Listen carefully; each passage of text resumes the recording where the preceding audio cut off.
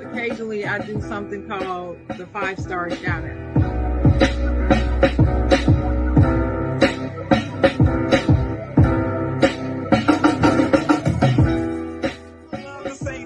I'm not gonna say it because I don't believe in it.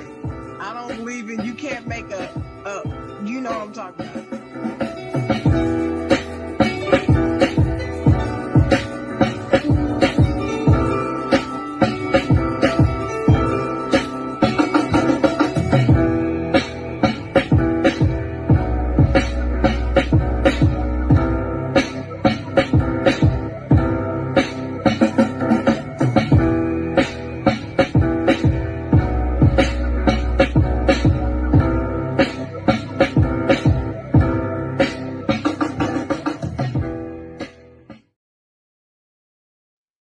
Good morning, good morning, good morning.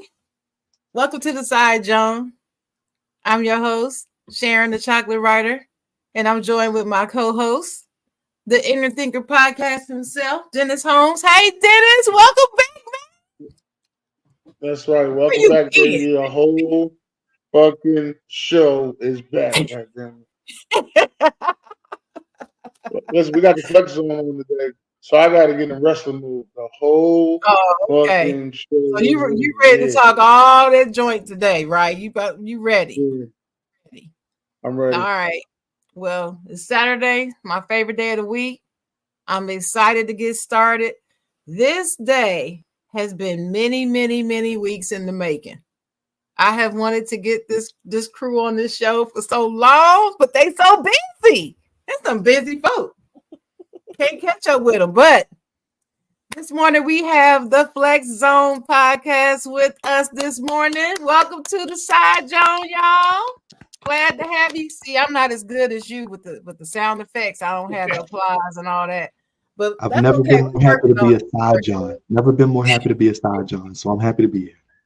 Yes, I'm glad to have you. So I'm just gonna let y'all start by introducing yourself, and can you please tell me where your name comes from? I'm gonna let Trace. I'll let Byron go first. He's the host. I wanted you to start. It's your brain, Jawn. I'm here because of you. Well, I mean, Saturdays are perfect to be in the side Jawn. But I'm Dre, one of the creators of the Flex Zone.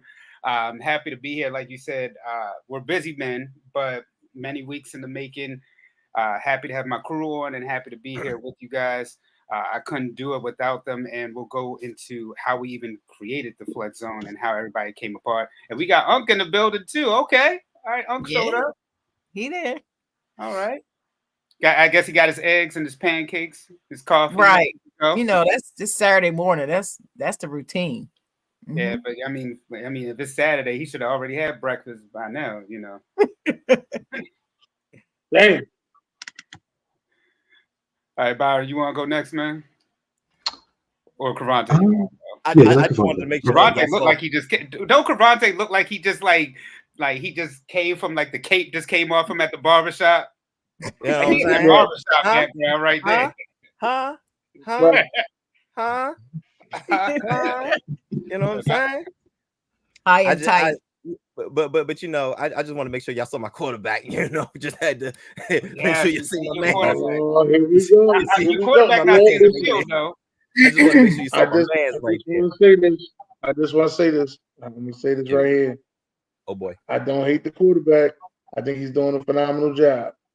But the hype that's going around for this young man is killing me. That's all I'm saying. Don't hate the quarterback. I don't like the hype. That's what I'm telling you. He's worth the hype, brother. He's worth hey, Dennis. Hey, Dennis. Can I just say something? You would take him over your quarterback right now in a heartbeat. No, I wouldn't. No, I wouldn't. No. I wouldn't either. Me and my quarterback are fine. Okay. That's right. He's fine. Go ahead, Cravante. Okay. Me and my quarterback are fine. So Cravante here, co-founder, senior producer of the Flex Zone. This started as it was all a dream. You know what I'm saying? That definitely was Okay, all a dream. About 10 seasons ago, 10 years ago. We started in 2014 in the fall. Me and my good brother Dre right here. This was it's something like, you know, we got two brothers that don't agree on nothing. When I tell you don't agree on nothing, they're the perfect people to make a show because it's always drama, it's always goofiness, and it's always something. And that's me and him. That's truthfully that's me and Dre. And it was we met at Morgan State University. He was working in the the Morgan State University. The Oh, that's Morgan right. State University, you know what I mean? I apologize. Come on now. I Come on, dog. apologize. Come on, dog. I It ain't no apologize. D. HBCUs don't get no Can't love say for no this. D. The D. That's It's the the Ohio Morgan State University. Y'all can't have the D. I'm not. The I Morgan mean, It's not State Produce University. D. You gotta pay OSU. You know that, right? When you are the national treasure, the Treasure, beast of the absolutely. East, I was gonna get to the it, Dre. I was gonna standard, get to it, the Dre. backbone, the standard of the Baltimore State. I mean, the Baltimore City. Then The yes, Baltimore State is wild. Sharon, I when mean, did Baltimore become a state? This is what I want to know. When did I Baltimore don't become a know. state? Did they become Did we ask Bro, BJ that before? Did bro, we ask you BJ wanna- that same question? You want to know something funny? You want to know something funny? The wild thing is, if you ask people what state Baltimore is in, they're gonna say Baltimore twice. That's the crazy thing. They gonna say it twice. Y'all separate us anyway, so That's wild. That's so wild. That's the crazy. It's the craziest thing. But It's wild. we met at He's right. we met at the National Treasure, the Morgan State University. He was working in the radio station, and I was interning at the radio station, and we chopped it up every day, hit it off. But he's like, man, you know, it'd be funny if we had a show. Just like that. We've been talking since maybe 2011. I think I met you in 2011. So you know, that had been we've been talking about it for years at that point. And once you got the position up there, we had studio time, baby. You know what I'm saying? But I remember humble beginnings, man. That's where our first studio was. And it was just audio. We was on SoundCloud. Y'all remember them days? SoundCloud. Okay. It was just audio. We ain't had no visual. And that's where we started. And we just slowly started progressing. We had Mikhail on our show as a host before. Byron came on, and Byron stuck around. Raj made it look like technology still beating up on the old man, but he came on, he stuck around, you know what I'm saying, and it just grown into what it is today, man. And I'm extremely proud of everybody that's on the team. You should be. You should be. YouTube is a funny thing to learn. And Raj, big Raj and Byron has really taken the time out to learn how things go and hipping me to the game, because I'm like, my schedule's so crazy. So Byron's on the show he's on something every day. You know what I'm saying? He's doing something every day. Byron and Raj is doing something every day. You know what I'm saying? We're gonna get to his Western Conference breakdown too. We're gonna get to that as well. Oh man, that as well. Oh yeah, that was good.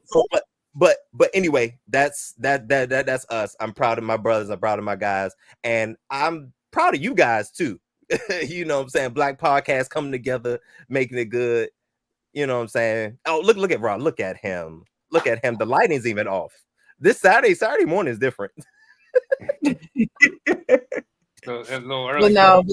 Well, I'm glad y'all. I really am impressed by y'all. That's why I really wanted to have y'all on, because I like what you all do.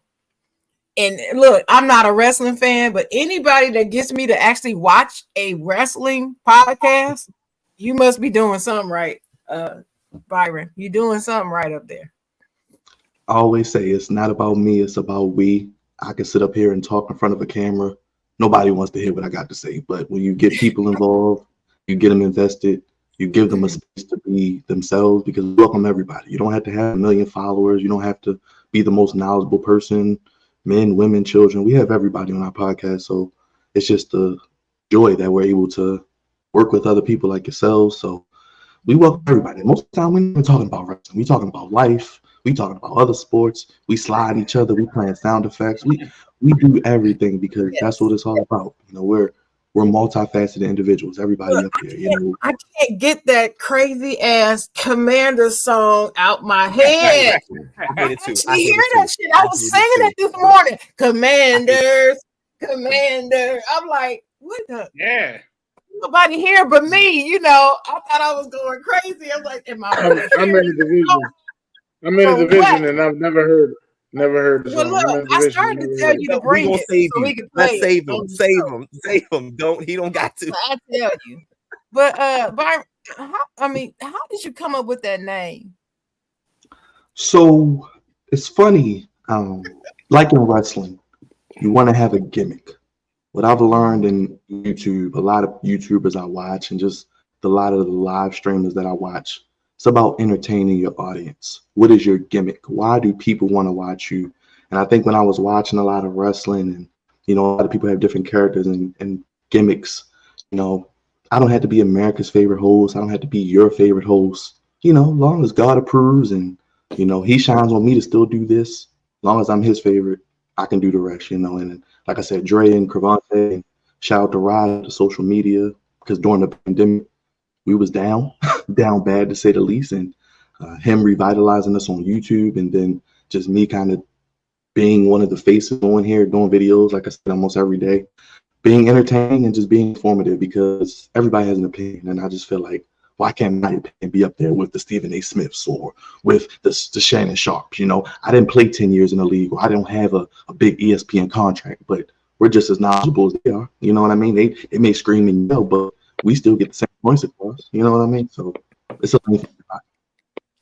Well, I'd rather listen to y'all than Shannon Sharp any day. I'll tell you that. But he used to be one of my favorites, but over like the last 3 or 4 months, I've just that ESPN.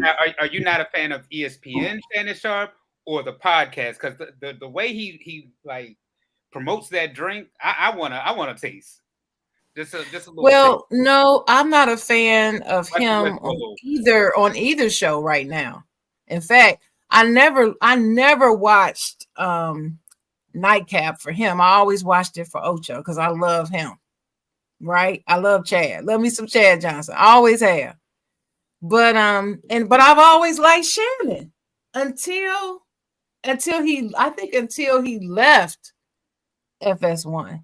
When he left FS1, since he's been at ESPN, it's like he's a different person. Can I make an analogy? I have an analogy. He's a different dude.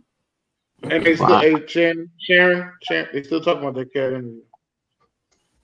Still talking about that. Anyway, go ahead, Byron. Go ahead, Byron. What you gonna say? I was just gonna say it was like Sasha Banks leaving WWE, going to AEW. It had a lot of hype behind it. It had the name. Everybody was going to watch. Oh, Shannon Sharp and Stephen A. Smith. Oh, this is going to do numbers. And it's kind of falling flat in my opinion. I don't watch the big show anymore. It's doing numbers. But it's him. It's his personality. It's him. It's the way that his whole demeanor is different. I don't know if everybody else could tell this, but I could tell it. I've watched him closely over the last 5 years, 7 years, 8, and his whole demeanor is different. Right, and then anytime you're gonna put down your own co-host, you're gonna embarrass your own co-host on a live broadcast, and it was done to you, and you already got pissed about it when it was done to you, and you're gonna do it to him. It just left me like, ugh.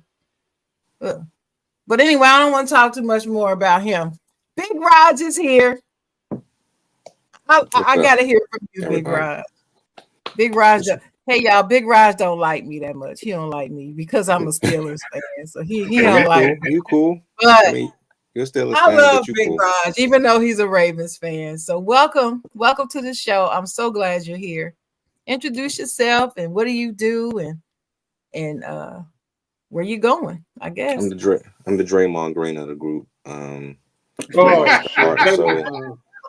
I love Draymond. I like when y'all talk about my Draymond. I get pissed. But go ahead. Out already. I mean, pretty much I'm the Draymond and the Green in the group. I pretty much handle all the social media, handle all the thumbnails.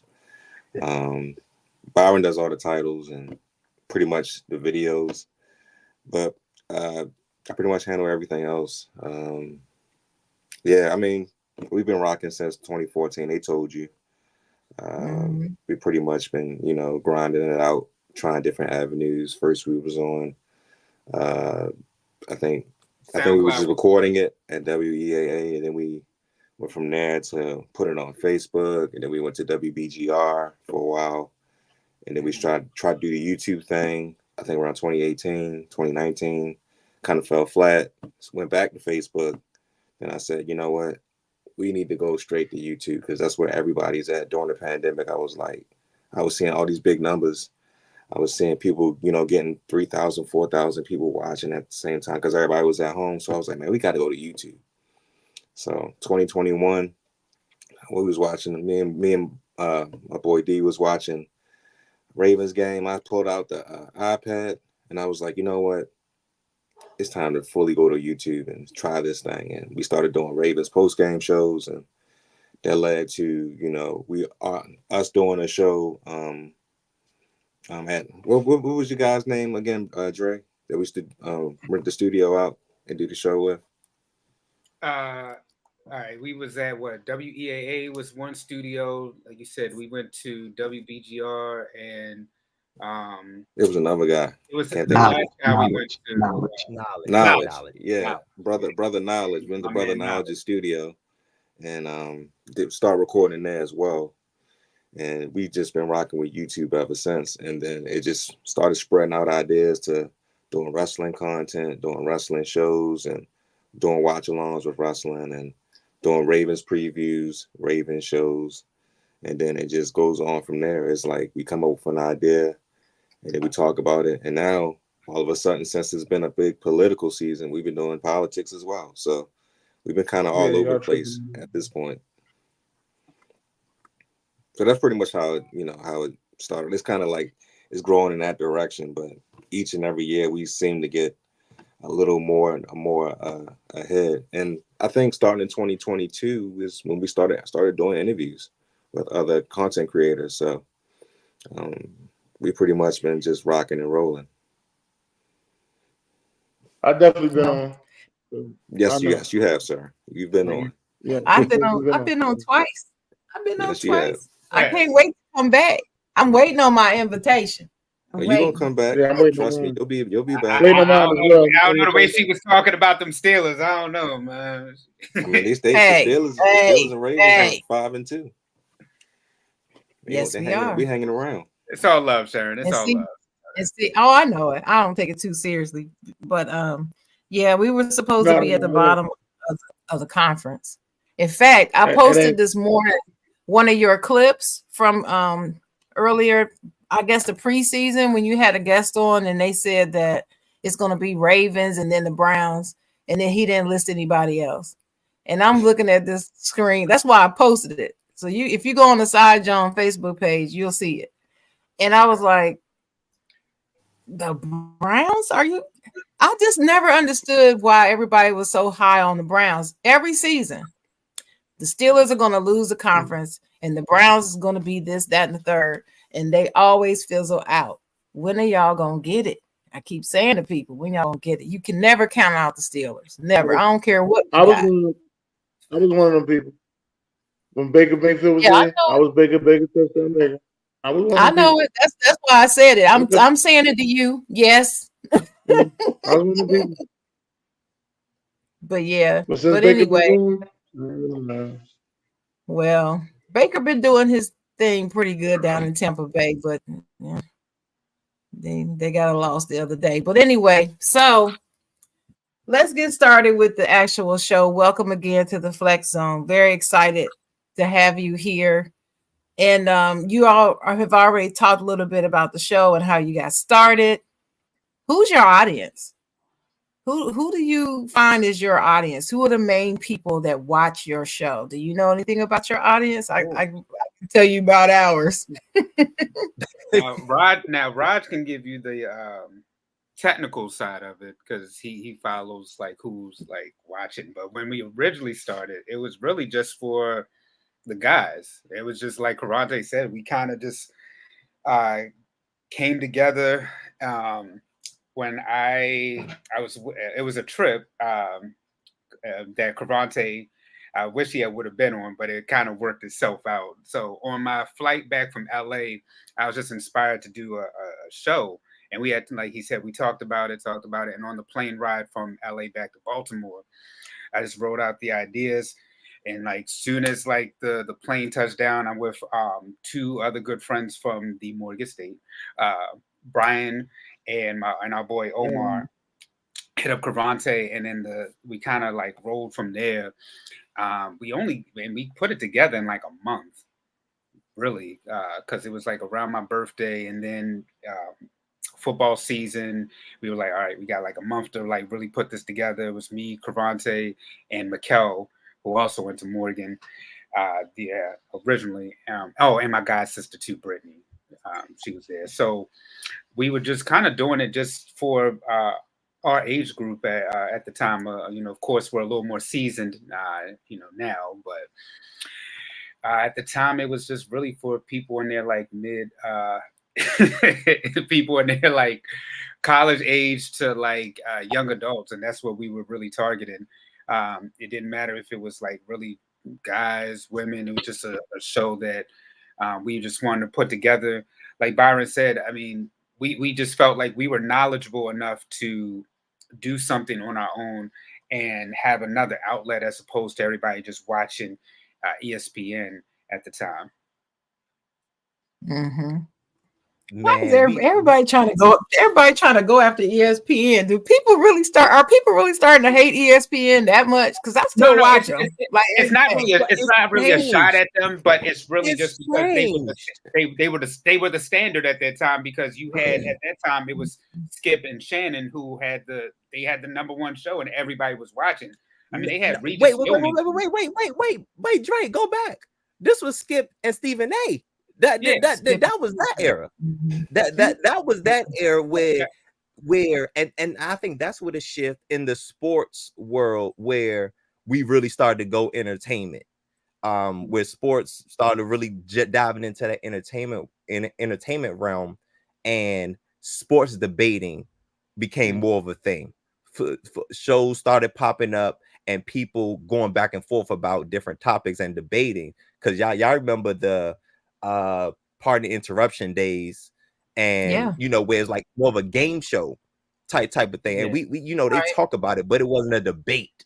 It's like a popcorn thing. Like, oh, I asked Byron, I asked Dre, I asked Raj, but it's not like me and Dre are going at it. You give us a topic, I'm gonna tell him he's wrong, which is the craziest thing, and he gonna tell me why he doesn't agree with me, and that caught fire. But the standard was Skip and Stephen A. Like that they was the first ones where I really remember like, oh wow, I'm watching them every day 10 a.m. I'm saying, I'm getting a snippet of them before I go to class or what have you like that. So Dre, I remember first things Dre told me, he was like, man, we're just like them. What I'm saying? And this was 2011, 2012, where he was like, man, that's us. Like that's us. Now, obviously, we're both brothers, but how they fight and bicker with one another, that's how we are. We could do that, man. You know what I'm saying? And that's that. I think that's at that point, and obviously Skip Bayless and he split ways. They parted ways and all that, but the debate aspect of things really took off, and that's when it became entertaining and more about entertaining. It's not about just the sporting facts and all that. It's about entertainment.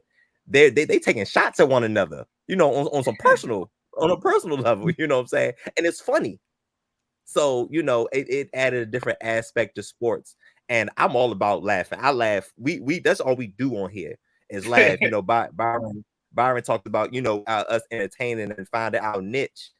We laugh. And we talked about everything outside of, so we had a politics show, like we did the debates. You know what I'm saying?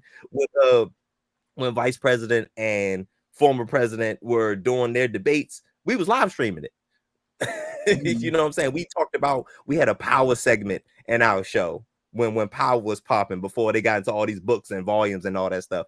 But when power was original power, we used to have a power segment. You know what I'm saying? So, and I go back to Byron, because Byron's one of the best entertainers I know. if I could toot our own horn, Byron's one of the best entertainers I know, because he's very witty. I think that's important. Very witty, very smart, and very knowledgeable. But he got some buzzings with him too. you know what I'm saying? And I think we all add our own personality to the show, which more entertainment, more views. And mind you, listen, I still don't like wrestling. But back to your question about who's our audience, we have a big wrestling. We got a big wrestling following. Like our wrestling live streams is crazy. You know what I'm saying? Yeah, and I can tell it by the comments. Yeah, I can tell that by the comments. I'm in the comments, and y'all getting real engaged people on your wrestling show.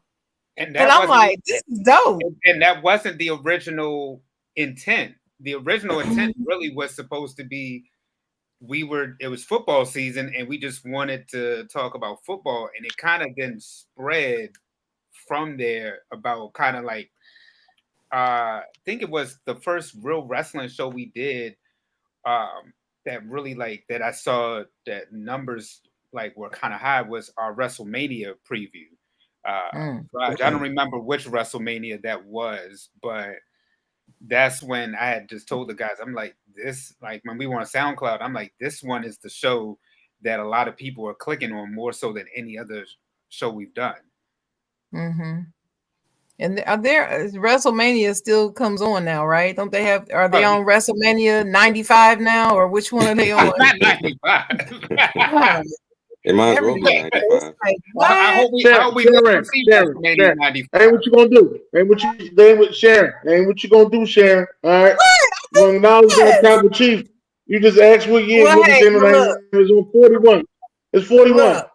Now, shout out to my boy DJ R&B, who is an avid wrestling fan. He makes it to WrestleMania or one of them shows every year, just about. And so, I mean, I appreciate those who appreciate it. It's just not for me. So, and I know that WrestleMania it's there every year. Every year I hear about it. I hear, because I follow all the sports. I follow just enough to hear about it. And so I'm like, is it 95 yet? Because it's been around for ages. That's my point. But you said 41, that's long enough. That's cool. Let me say this for you, Sharon. Wrestling is like baseball. Like it's one thing to watch it on television, but when you experience it, you'll end up really liking it. You're absolutely right. I have a friend who went with me last year, AJ. He was one of the people who helped us transition from audio into video, and took him to Philly with me last year. And he really just wanted to go for the food, because Philly, I mean, Philly's like my second home. But he came with me, and now he wants to go to Vegas. So yeah, it's good morning. I want to go to Vegas too.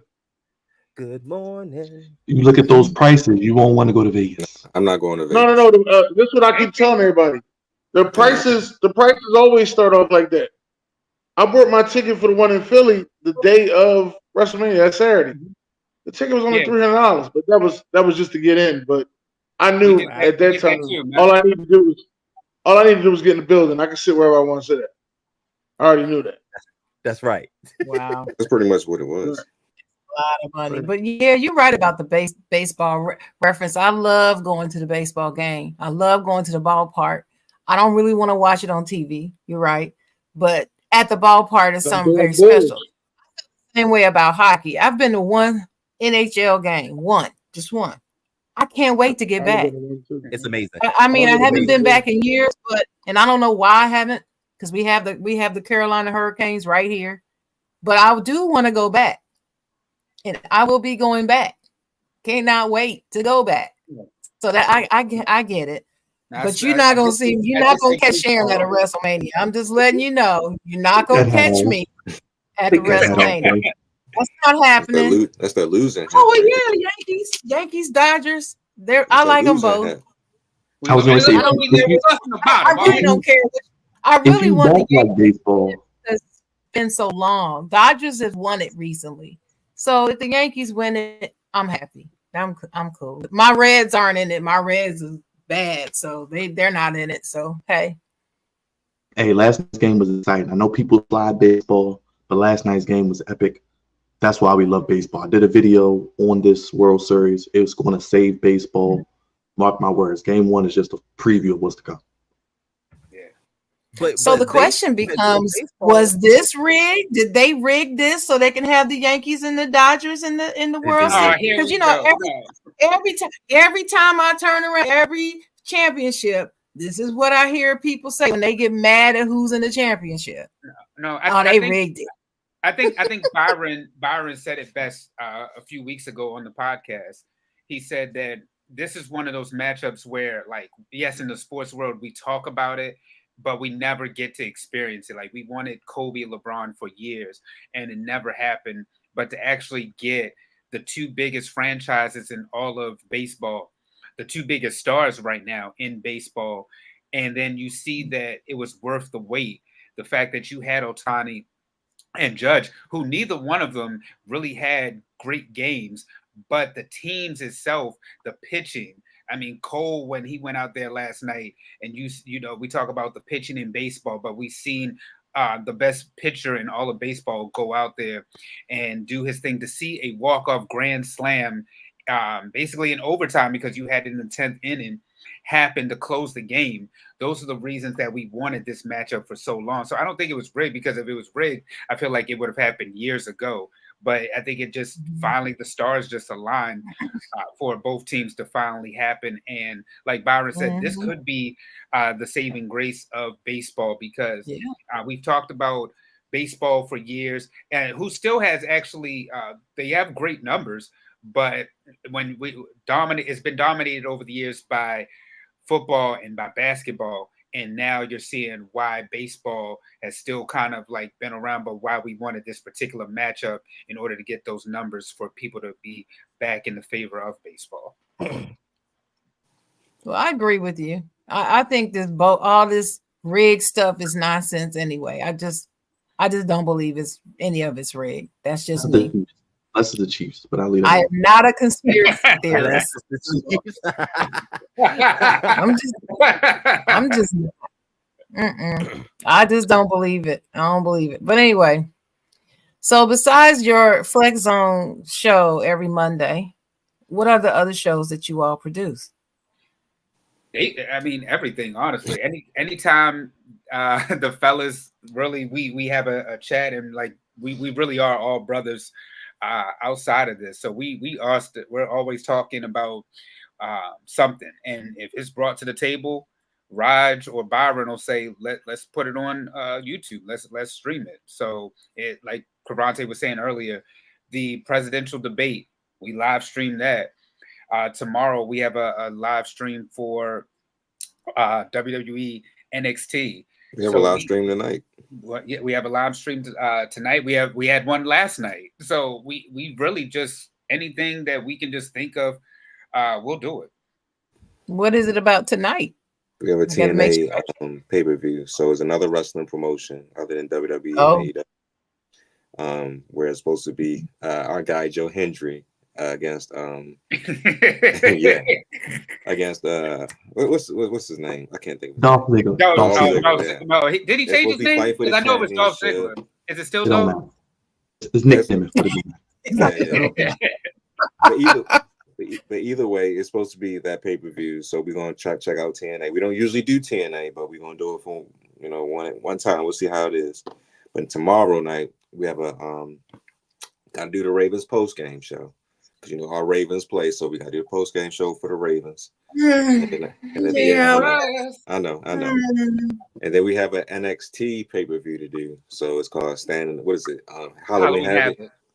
All right, so then we have that, and then every now and again we'll sprinkle in some Commanders, because we gotta get Cavante going with the Commanders. We got to sprinkle it in because they're doing so well. So we got to get the Commanders perspective because the Commanders fans on our channel, they be wanting more content. Like they tell us every time, like, please produce more Commanders content. So we got to give the people what they want.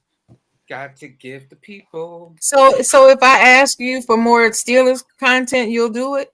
If I ask you, oh, see, Rod, you ain't right. You ain't right. You gotta drop it in the comment section though. You gotta drop it in the comment of a Ravens video. That's how you get. No. We look. We respect right. even though we hate the Steelers, we respect them. Okay, we respect them. We respect Mike Tomlin. We respect TJ Watt. We respect the organization and how they get things done because they have never lost with Tomlin under the helm. They always have a winning record. So even though we don't like y'all, we do not like y'all. Period. Yeah, but you gotta respect us. Well, Raj, I just told Sharon the game it's gonna be flex. They gonna flex that game. We gotta play all y'all this year. Now that I say anything about it, we gotta play all y'all this year. Yeah, that's a December game. You know, as for you being an Eagles fan, there's an Eagles bar here in Baltimore, and I showed the guys the video. One of my friends from high school, Jamal, it was the NFC Championship game. Y'all took on the 49ers, and he invited me out. So after church, I went there, and the bar was kind of like a little dead. But when it was close to game time, it was like a house party, man. That thing was wall to wall. I could not believe that it was that many Eagles fans here in Baltimore. I believe it. But well, I mean, y'all didn't have a football team. Y'all didn't have a football team, so I'm trying to figure out like why y'all so surprised. You're right. Didn't have a football team. I didn't factor that in, but apparently they said that there's a sports bar for every team because they said the Raiders have one. Apparently, the Giants have one. Yeah. When I was in Tampa, I found out that was a Steelers bar. I was like, I ain't going to every major city, there's a couple of Steelers bars in Baltimore. Is a team. Mm-hmm. When I lived up that way, I used to go to the Steelers bar in Baltimore. There was a couple. We got a Packers bar. We got a Packers bar in Philly. Okay. We got to reduce that Steelers 1-to-1 though. We can't have a couple of Steelers bars. He said reduce a bar. Put all y'all I went to more than one. They were two different bars. Those are the only two I knew about, and don't get me the line. I cannot remember the name of the bars. I was going to ask you for the name so that way I could report them and shut them down. Eliminate them. I cannot remember. It's been well over 10 years ago. I can't even remember. He said report them. But anyway, had a ball. They might not have made it to the I think we beat y'all both times I went to the bar to watch it too. You've beaten us a lot of times over the years. A lot of times. Yeah, but y'all gaining on us though. Y'all were gaining on us for a while. But we don't have been anymore. But anyway, has there ever been a topic that you all have decided not to tackle on your show? And if so, why? That's a good question. I am the question genie. That is who I am. I don't think so. I think whatever really topic that's hot. We don't shy away. Because when you was on the show, we was talking about Diddy. Wasn't we talking about Diddy when you came on? Yeah. We kind of don't shy away from things. We just if it's hot, we can talk about it. Yeah, I don't want to talk about him. Yeah. Well, there is one topic that that I was concerned about going into the show because I knew it was going to come up. I can't remember specifically, but it dealt with the LGBTQIA plus community because I don't know what's gonna come out of these people's mouths sometimes, yo. Like so it's concerning. Cause I'm like, oh my gosh, Roger's gonna say something. Roger's gonna have jokes. Oh my gosh. No. That was when you talking about when we had D on the show. That's when you yes, when D was on the show, that's when you had to be concerned. Well, see, Just don't Well, understand right. the mouth sometimes, You, yo. I just want to say to the audience if you've never watched the Flex Zone, Roger's the one that you have to be afraid of. Now he's all quiet and calm, but when he starts to speak, it's early in the morning. He get his people, man. he get I'm his, in the audience, I'm watching like this. Dang. You know, he be throwing some daggers at some people. Nice and calm though. Overhand He right. doesn't raise his voice. He's not animated, but man, he can throw some daggers at some people easily. But I love that about you, Raj. I love it. I know a lot of people do. They find me very charming until I open my mouth. It is what it is. Because of the territory. That's still part of the charm. It just tells me I got to make sure I stay on your good side because I don't want no smoke from Raj. Huh? Yeah, he kind of scares me. But this is gonna be my last question, and I'm gonna turn it over to Dennis. The future. I know y'all want to keep doing this for years and years and years. Are you gonna carry this on until y'all old and gray and walking with canes, or what you gonna do? I mean, as long as it's a pimp cane, I mean, I don't mind walking with one. Love a pimp cane. Yep, a walking stick. You have a walking stick then with the big globe on the top. No, that makes me look like I'm really woke, and I should be walking with like a dashiki at that point. Like when you said the walking stick. The walking stick. But I think honestly the vision changes. It originally went from a show where, like Karante said, we just want to put something out as getting together to a place where a lot of us were all communications majors here and weren't getting the opportunities that we were seeking. So this was a platform for us to be able to come together and be able to do something that we love, but also something that we all majored in as an outlet. So I think the vision every year changes because, like Rod said, Karate too, we went from being a show that was like podcasting audio only to then Raj comes in and says like we need to do YouTube, and that stemmed from Raj seeing like Kevin Samuels up there and really getting the inspiration off of that. So it's a matter of really like listening to each other, but also really being engaged and seeing what's the collective vision and what can we do to further expand upon this. So it's really hard to box that into a particular answer because the vision, like I said, is constantly changing and we're constantly growing every year. Growth. And good answer. I seen a disdain in your look when you said. But let me expound on it. Let me expound on it. Now, the reason why I got inspiration from him is because one, not just because of his content, but just the way he was grinding it out and the way he presented his content. It was like, oh wow, he can actually, by giving an actual topic, get people drawn in to see what he's talking about. That's what I actually got inspiration from. His content was great though, in the way it was layered out. But it's just the fact that how he did it and the time that he did it, it was like perfect. And it was like, we should be doing things like that, type of things. That's it. Sure. Okay. Sure. I'm serious. I'm gonna let that go. I'm not gonna make any comment on that dude. May he rest in peace. I don't wish bad on nobody. But Dennis, I'm gonna turn the questions over to you now. Ready to rock and roll with some sports? Let's get aggressive. I ain't been here in a minute, so I want to get aggressive. I need to know why y'all became fans of y'all teams. That's what I need to know. People out here don't know exactly what y'all teams are. So please present your team and then tell them how you became a fan.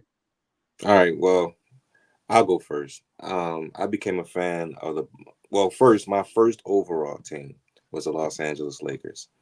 I was a fan since 99, 2000, pretty much. And throughout the 90s, I was a kid growing up. I would see the Chicago Bulls play. I would see Michael Jordan play. And I resonated towards them, but I wasn't really a fan of them because I was really too young to actually like sit and watch it. Like, because I was a Cartoon Network guy. So I would have Cartoon Network, Nickelodeon on, sometimes basketball on, play the video games, NBA Jam, and all this other type of stuff. But I wasn't actually a fan of the Bulls. Kobe comes in the league 1996.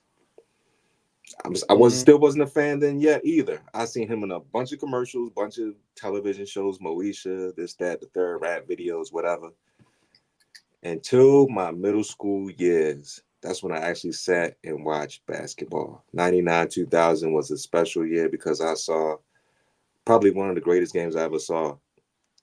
Game 7, Western Conference Finals between the Lakers and Portland Trailblazers. Amazing. 15, I think they were down 15 points in the fourth quarter. They came back, they won it. I was like, oh my goodness. So I was watching the finals, Indiana versus the Lakers. I was instantly hooked. And from then on, I was a Lakers fan nonstop. I watched almost every game, and boom. As far as my other team, the Ravens, I've been a fan since pretty much the year they won the first Super Bowl. I've been watching them ever since then as well. So those are my first two teams, and I adopted a third team, which is the Wizards.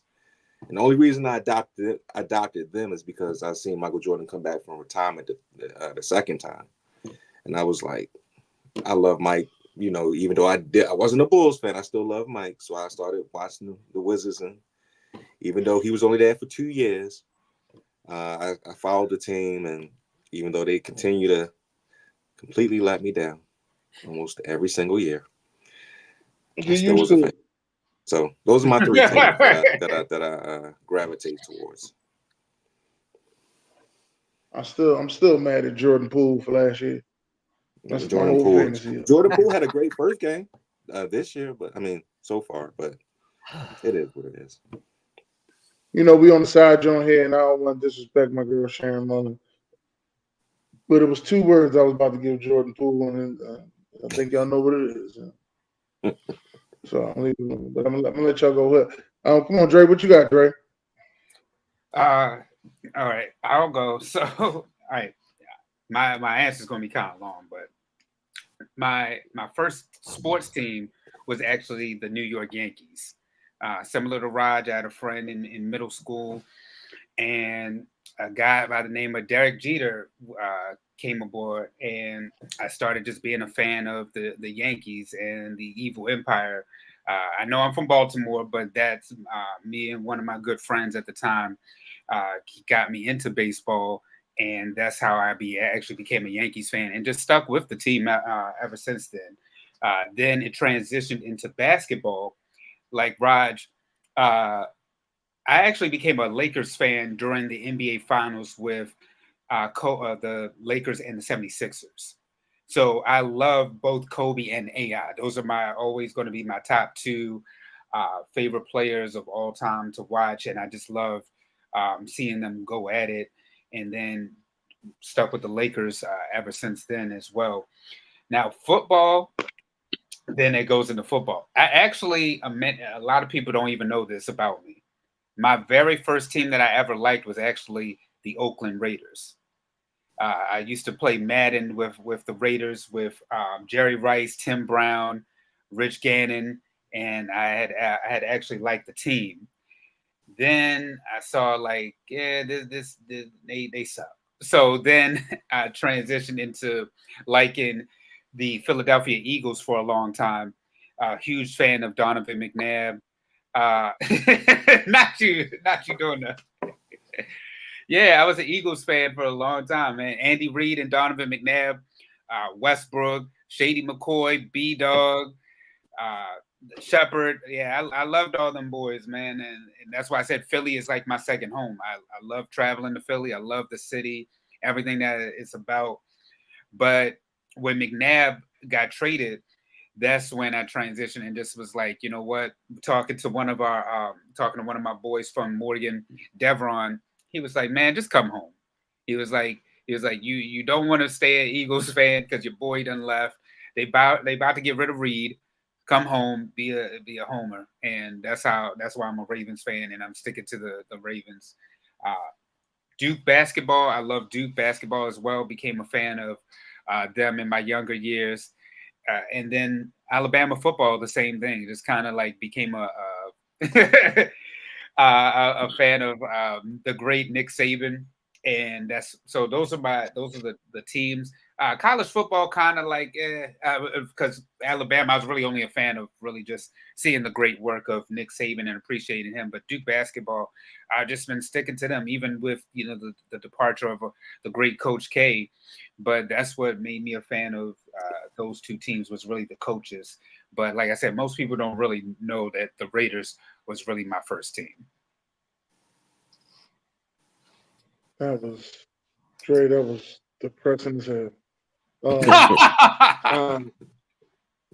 Wait, what made it depressing? Was it the fact that I was an Eagles fan, or because I was a Raiders fan? Everything out the Eagles, it just went downhill. I mean, hey, Duke, ain't nothing wrong with Duke basketball. Like Alabama or Roll Tide. It was, but I'll admit the whole when I said I was a legit Eagles fan. Duke too, not a Duke. You a Dookie? Mm-hmm. Look, man, Duke is fantastic, man.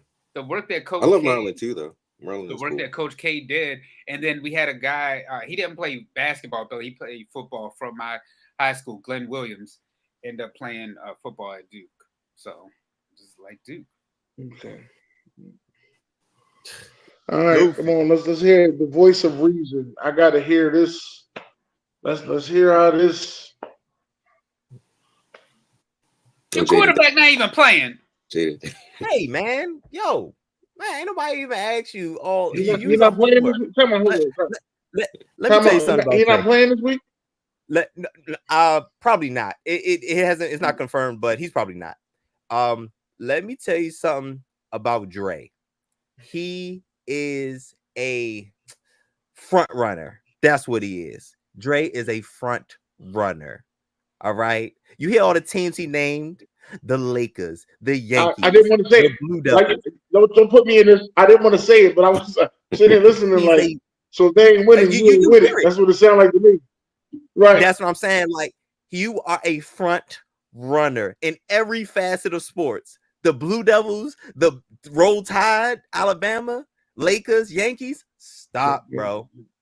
Stop, bro. But you heard it, bro. And he is that. And I get on him about that all the time, bro. How can I be a front runner when I named the Raiders? Raiders. You ain't with him no more? You ain't with him no more? Because I wanted to associate myself after they lost that Super Bowl. I wanted to you left after they lost that Super Bowl. Then you went to the front runner. What's wrong with being a winner? So now you just all you just did was confirm that. Thank you, Mr. President. Okay. Thank you, sir. All you do is confirm. Listen. All right. So anyway, me. So I'm by myself on this lavish panel of the Flex Zone. I'm from DC. Grew up, spent a lot of time in DC in my childhood, and in PG County, the bordering county. So I'm not the DC, bully, not banging and bullying. All right. I'm DC everything. I'm a homer. I'm a homer in that sense. I started watching basketball probably about 96. I went to my first basketball game in 97 where it was the MCI Center. Raj, I don't know you remember that because you out here lying to the people saying you was in middle school in the 90s and you're lying because you're older than that. But it's okay. But it's okay. He remembers the MCI Center, one of the greatest. He remembers the MCI Center. It was telecommunications. I remember it was telecommunications at one point. One of the greatest wrestling pay-per-views actually ever happened at Starrcade when Sting won the belt from Hogan. And also one more thing I want to talk about my previous brothers. Raj also, he forgot to mention the best game why he really liked watching basketball because he was there when Wilt Chamberlain dropped the 100 points. that was his favorite. Okay, I don't know what he talked about the Trailblazers and the Lakers. I don't know what he talked about that. He was there when he had the sign like this. He was there. He wrote the sign. He wrote the 100. He had the marker and wrote the 100. Yep, there you go. But so my first game was in '97 at the MCI Center, and the Philadelphia 76ers was in town, and Allen Iverson put on a show. Like, I'd never seen so many people that were Wizards fans, but we were just in amazement because he was shaking everybody. It was oohs and ahs. I'm like, this guy's amazing. So I stuck with the Wizards as a fan, but I really liked Allen Iverson. He was definitely one of my favorites growing up. Him and Tracy McGrady was one of my favorite players growing up. And I probably started watching football by 1999, 2000. And it was the Redskins at the time. Not good times. It wasn't great times. It wasn't much to speak of, but I was like, you know what, football is a cool sport. That's why y'all done came out the closet now. All these fans, y'all done came out y'all got a quarterback. Y'all like, we got a quarterback? Like, oh shit. Oh, let me go get some gear. Like, that's me. You see what I mean? Like, you ain't already have no gear. That's me. But as you know, well, if you've seen the podcast, I'm the realistic Redskins football team Commanders fan. I'm gonna keep it 100% honest with whatever's going on. Trust me, they know. You can talk to either one of them. But we probably had maybe 3, 4, maybe good years since then. And it's funny that I became a fan around that time because that's when Daniel Snyder bought the team. Oh, joy. So glad that era is over. The Nationals was not a team until we went from the Montreal Expos, and then they came to DC, early 2000s. And baseball wasn't really saying. So I was an O's fan all the way up until then. Then they built the stadium. Beautiful stadium. And the Nationals was actually pretty damn good, which was weird because all the other DC teams at the time was terrible. But Nationals pretty good. Ain't much to speak of now. Thankfully, we won the World Series before the pandemic, so I could hold on to that. But now it ain't too much to speak of. College football, the Ohio State. Basketball, Kentucky Wildcats. College basketball, Kentucky Wildcats. And ain't no Calipari there now. Speaking of hockey, I love the Capitals. First of all, one of the only DC teams that's been playing consistently well recently. I went to a game, had an amazing time. If you have not been to a hockey game, it is an amazing atmosphere. Them people love some hockey, and they are very, very, very friendly people. The only thing is, make sure you are not underneath the air vent like I was, because it's already cold in there. So outside of that, I had a really, really good time. But yeah, please bring a couple, bring a coat, bring a jacket, hoodie, and all that stuff, because it is cold in there. It's for sure cold in there. But yeah, I think that's pretty much, it's pretty much all my teams. All right, B.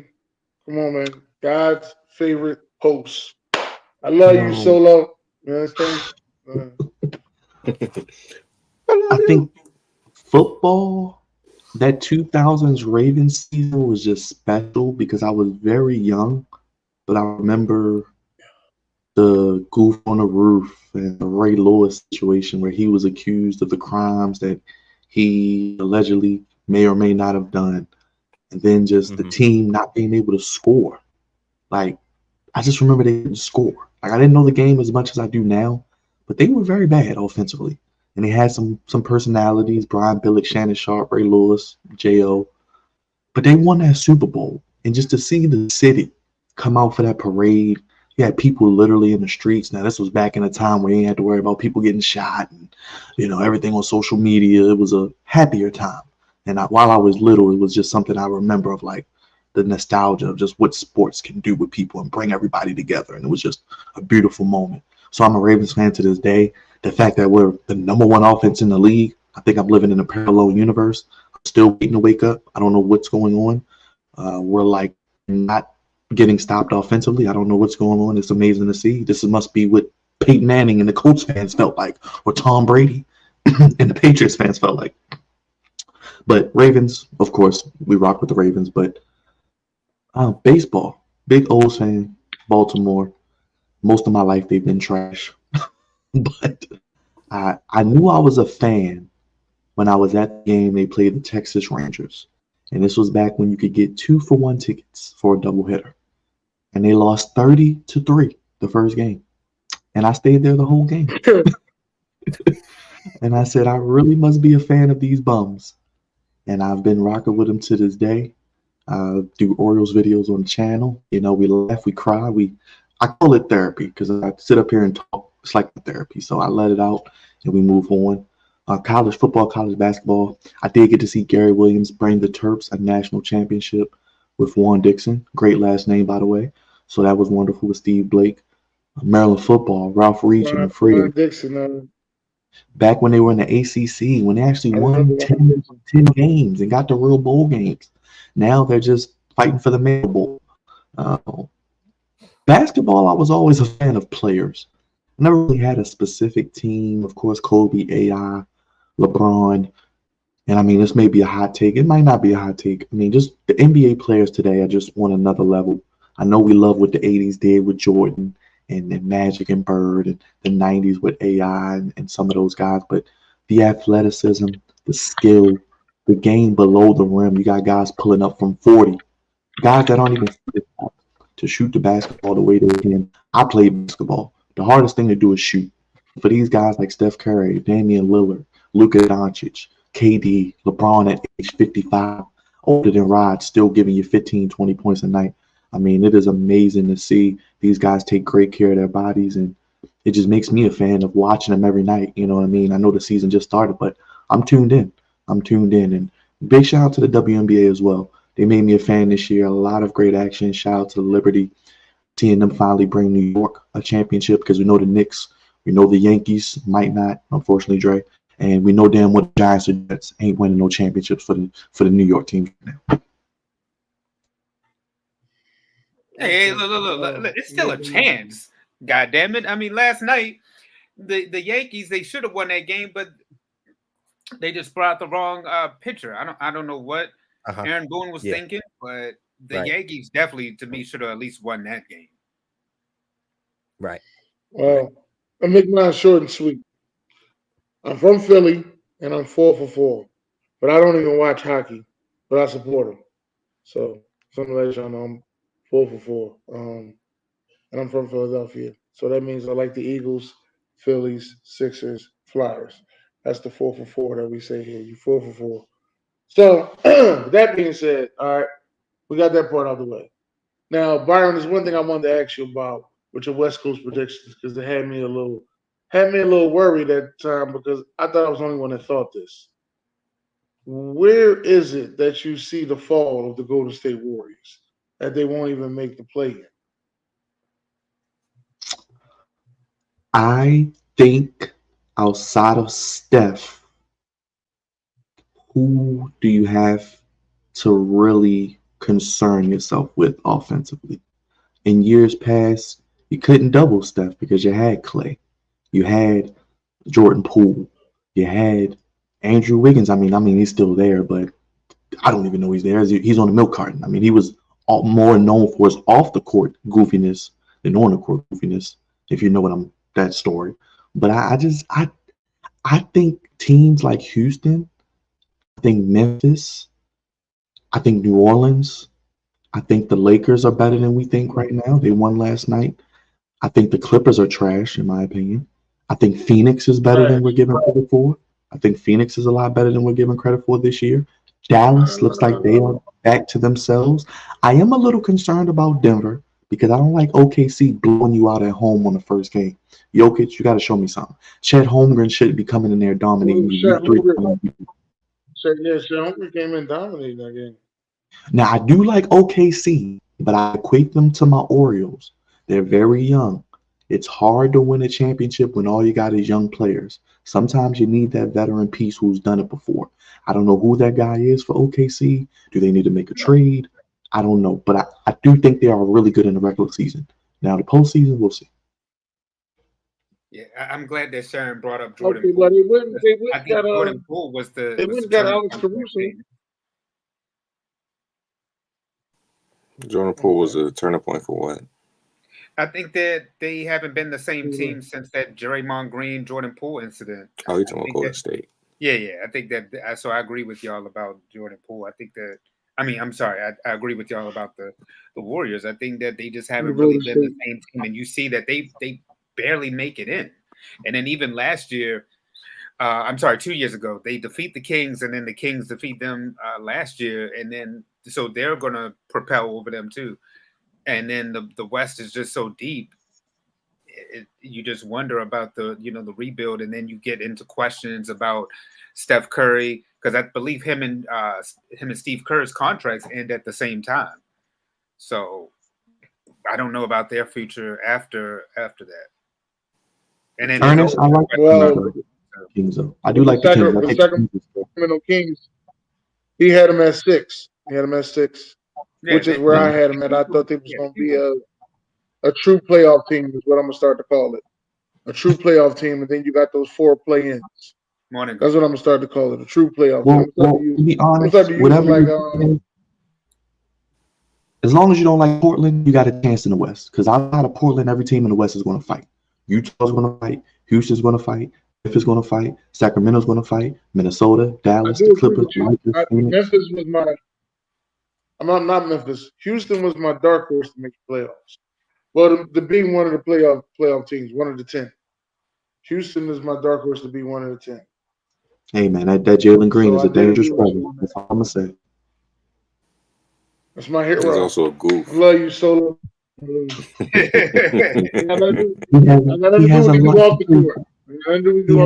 to play for, America. A lot to play for. Right. Yes, he do. We ain't never lied about that. But now I got y'all football teams, and I see why y'all became fans. Y'all told me some of y'all favorite players, so that was good to know. Here's the thing. Y'all done got into this wrestling space and podcast, and y'all also got me watching it as well. How did y'all get into wrestling, and how do y'all feel about wrestling? Let me ask that. Ooh. And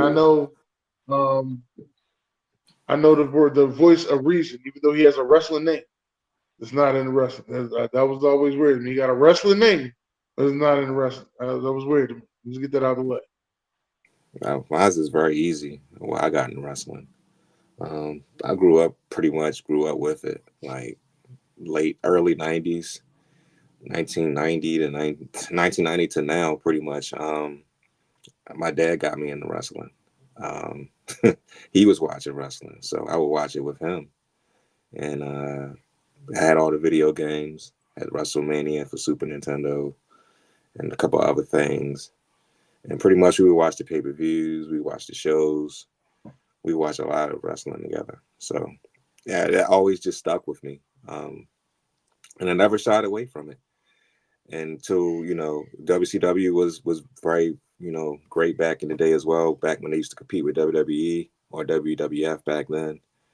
And I pretty much watched the Monday Night Wars as they were unfolding. Like I can remember where I was at when I seen Hogan turning to the, with the NWO. It was amazing to watch. I was like, I cannot believe this just happened.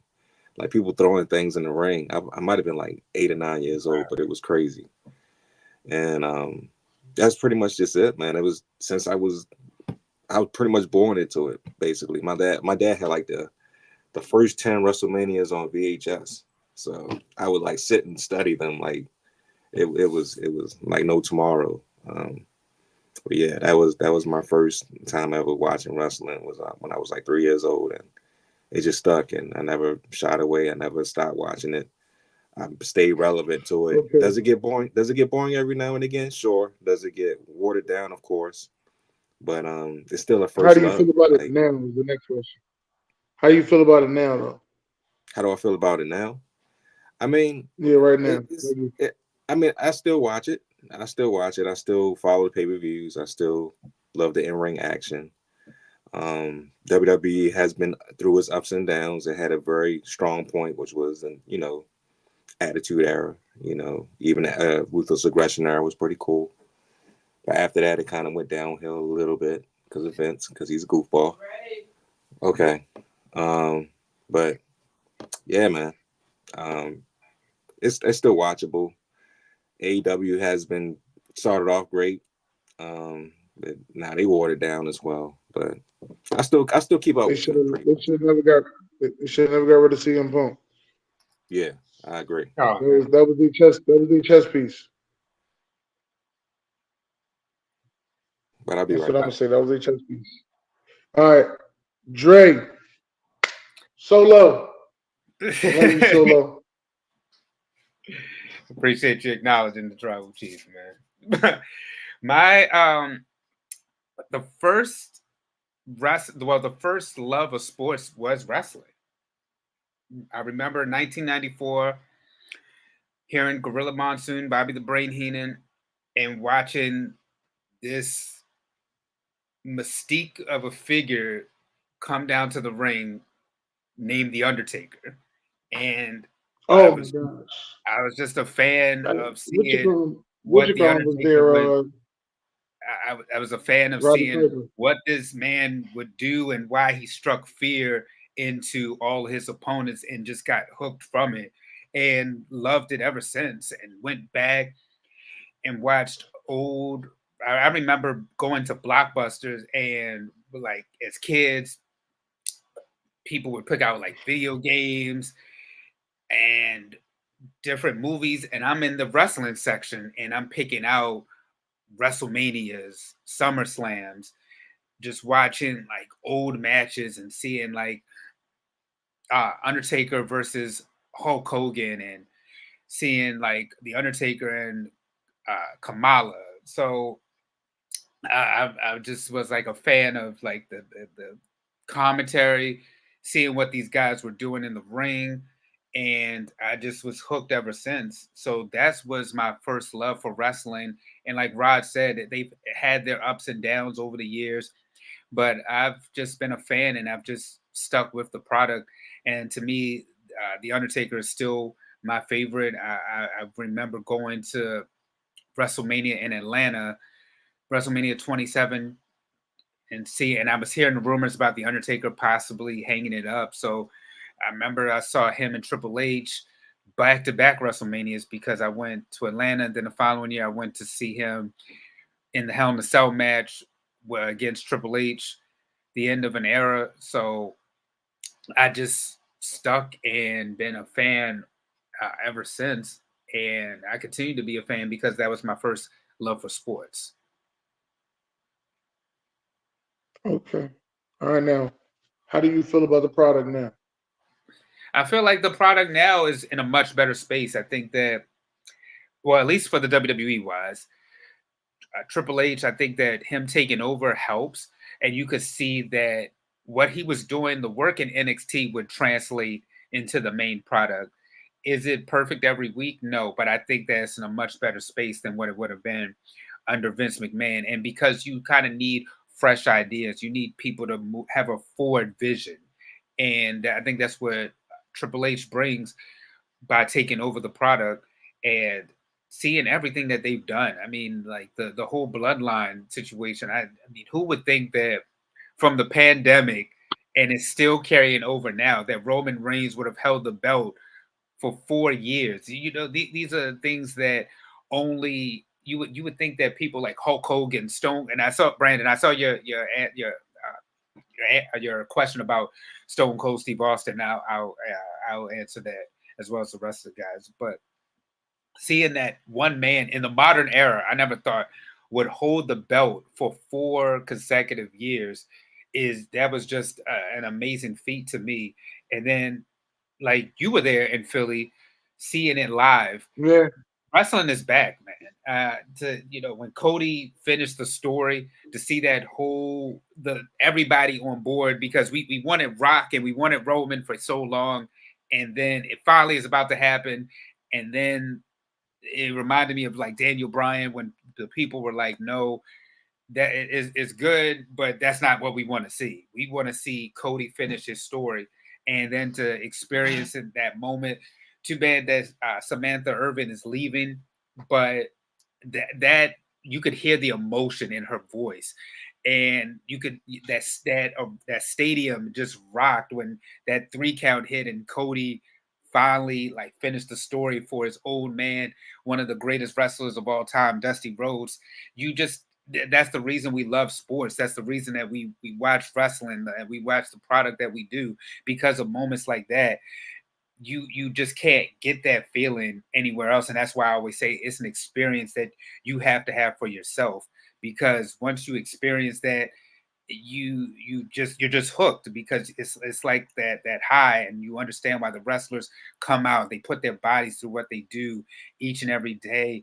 You understand the craft and the mindset and the thinking that goes on behind it. I know people talk about saying that it's fake, but I mean, I tell people, go into the ring yourself and see if you can do what they do. Go into the ring and understand the psychology behind, even if it's a 2-minute match, put on a 15-minute match. The fact that you have to go out there and do that, it's a lot of work that has to be done behind it. So I appreciate what these men do, and I just love the sport for what it is. I agree with that. I also love the sport for what it is, and I like the storylines and how things are tying up. But Byron, I want to hear this about you with how you started. So in my younger days, I believe I used to sneak and watch like late night ECW. I think that came on real late with Paul Heyman and the Wild Violence. So I don't mean to cut you off real quick, but did y'all have Urban Expressions Channel 48 down there too in Baltimore? I think we had something similar. It wasn't the same name. But not that one, no. It wasn't Urban Expressions? Okay, all right. I was wondering. But seeing the birth of ECW in the great city of Philly, Paul Heyman, and I think with me, I kind of caught the tail end of the Attitude Era as a fan. I was more into the Ruthless Aggression era when I really, really started watching. So seeing John Cena come out and confront Kurt Angle, seeing Brock Lesnar debut with Paul Heyman, seeing The Undertaker, like Dre said, Randy Orton becoming the youngest world champion of all time, I think at SummerSlam, or The Rock and Brock at SummerSlam when Brock Lesnar beat The Rock.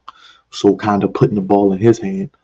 That's what kind of got me into wrestling. Then I was able to go back and I really fell in love with what I saw within the 90s with Bret Hart, Shawn Michaels, 1997 SummerSlam, the first ever Bad Blood when Kane came in a Hell in a Cell and was causing mayhem. And that basically led me to kind of today. I don't know if I ever really said this, but I kind of fell out for maybe a few years. And then doing the show with Dre and Raj and D, our other friend, and getting back into it a little more, maybe like 2015, 2016, to this day, like you said, it's all about storylines. The storylines that captivate you, the relatability of the characters, the moments that we just live for and that will live with us forever, whether that's WrestleMania 30, WrestleMania 40 this past year, WrestleMania 20, I think, had some great moments. The Rock and Hogan moment at WrestleMania as well. The greatest feud, I don't know if Stone Cold was number one, but the greatest feud in wrestling ever is Stone Cold and Vince McMahon. That dynamic is just the best ever. And today, man, it's just as good as it's ever been. You have not just WWE, but you have your AEW. You don't just have AEW, you have your Impacts. You have your indie promotions thriving. You have guys who were able to use the internet and social media to get over and become popular and do different things. And everybody's able to eat and have podcasts and have a lot of endorsements and do live appearances, because now The Undertaker has a podcast. So we want to hear the stories about him from 30, 40 years ago and what he went through, and peeling back the curtain of really, like Dre said, what these men and women go through. But like they say with the bloodline, the storyline, the way it makes grown men want to cry when you see certain aspects. Oh, That's what we man. love about wrestling. I was very emotional when Jimmy came back. I was in there screaming like Goodfellas. Y'all seen the movie Goodfellas? When he heard that stuff on the news, he was like, "Oh, Jimmy!" And I was like, "They go Jimmy!" I was screaming throughout my house. People thought I was crazy. I was like, "Look, Jimmy is back. Y'all don't know it's Jimmy." Yeah, wrestling do give me some oohs and ahs. Now, let me tell you what happened. I went to Raw on Monday. Um, And I knew the bloodline was coming out. I knew it was gonna happen. I knew they was gonna stop him from, keeping the belt. This is all I knew. I knew all this was gonna happen. What I didn't know was that they was gonna tease us with that Braun Breaker Jacob Fatu. Man, I was sitting there and I was saying the most, internet thing ever. I was like, man, take my money. I love to see this fight. Take my money. I didn't know they was gonna tease us with that. That was one of the times I turned into a groupie. I ain't gonna lie to you. I was a groupie at that point, like a little teenage girl.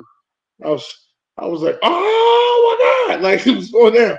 Like, yeah. And the other time I came a groupie on Monday night when the Wyatt family came out. I wasn't expecting to see them.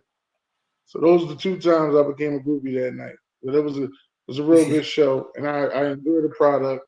I love everything about it. But I started watching wrestling, because of Hulk Hogan back when I was like 3. So that was like '88.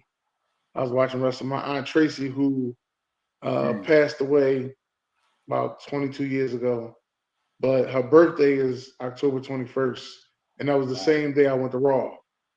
The same day I went to Raw. She was the one who introduced me to wrestling. Yeah, and I was in love with Hulk Hogan, and then I started liking the Macho Man, Ultimate Warrior, and I didn't like Undertaker. I know how y'all was talking about how much I liked him. I didn't like Undertaker when he first came out. Undertaker put the motherfuckers in a casket. He put Ultimate Warrior and Hulk Hogan in the casket. And I was like, I ain't seen these motherfuckers since. I don't like this shit, man. The boy gotta go. Yo. Boy gotta go, yo. I was like, yo, they gotta get rid of him. Like Yokozuna, somebody gotta take him out. But I think he had a match against one of them, and they put him in a casket. And they all jumped and put him in the casket. Next thing you know, the lights went off, and he was on the big screen, and lightning hit. I was like, what the hell? Like, what am I watching here? Came all the way back. I was like, yeah, okay. I like this boy Undertaker now. But at first, I ain't like Undertaker. All right. Really? Not at all. $1 Million Man introduced him.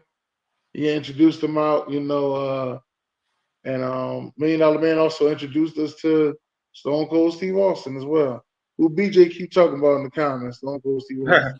Shout out to Stone Cold Steve Austin.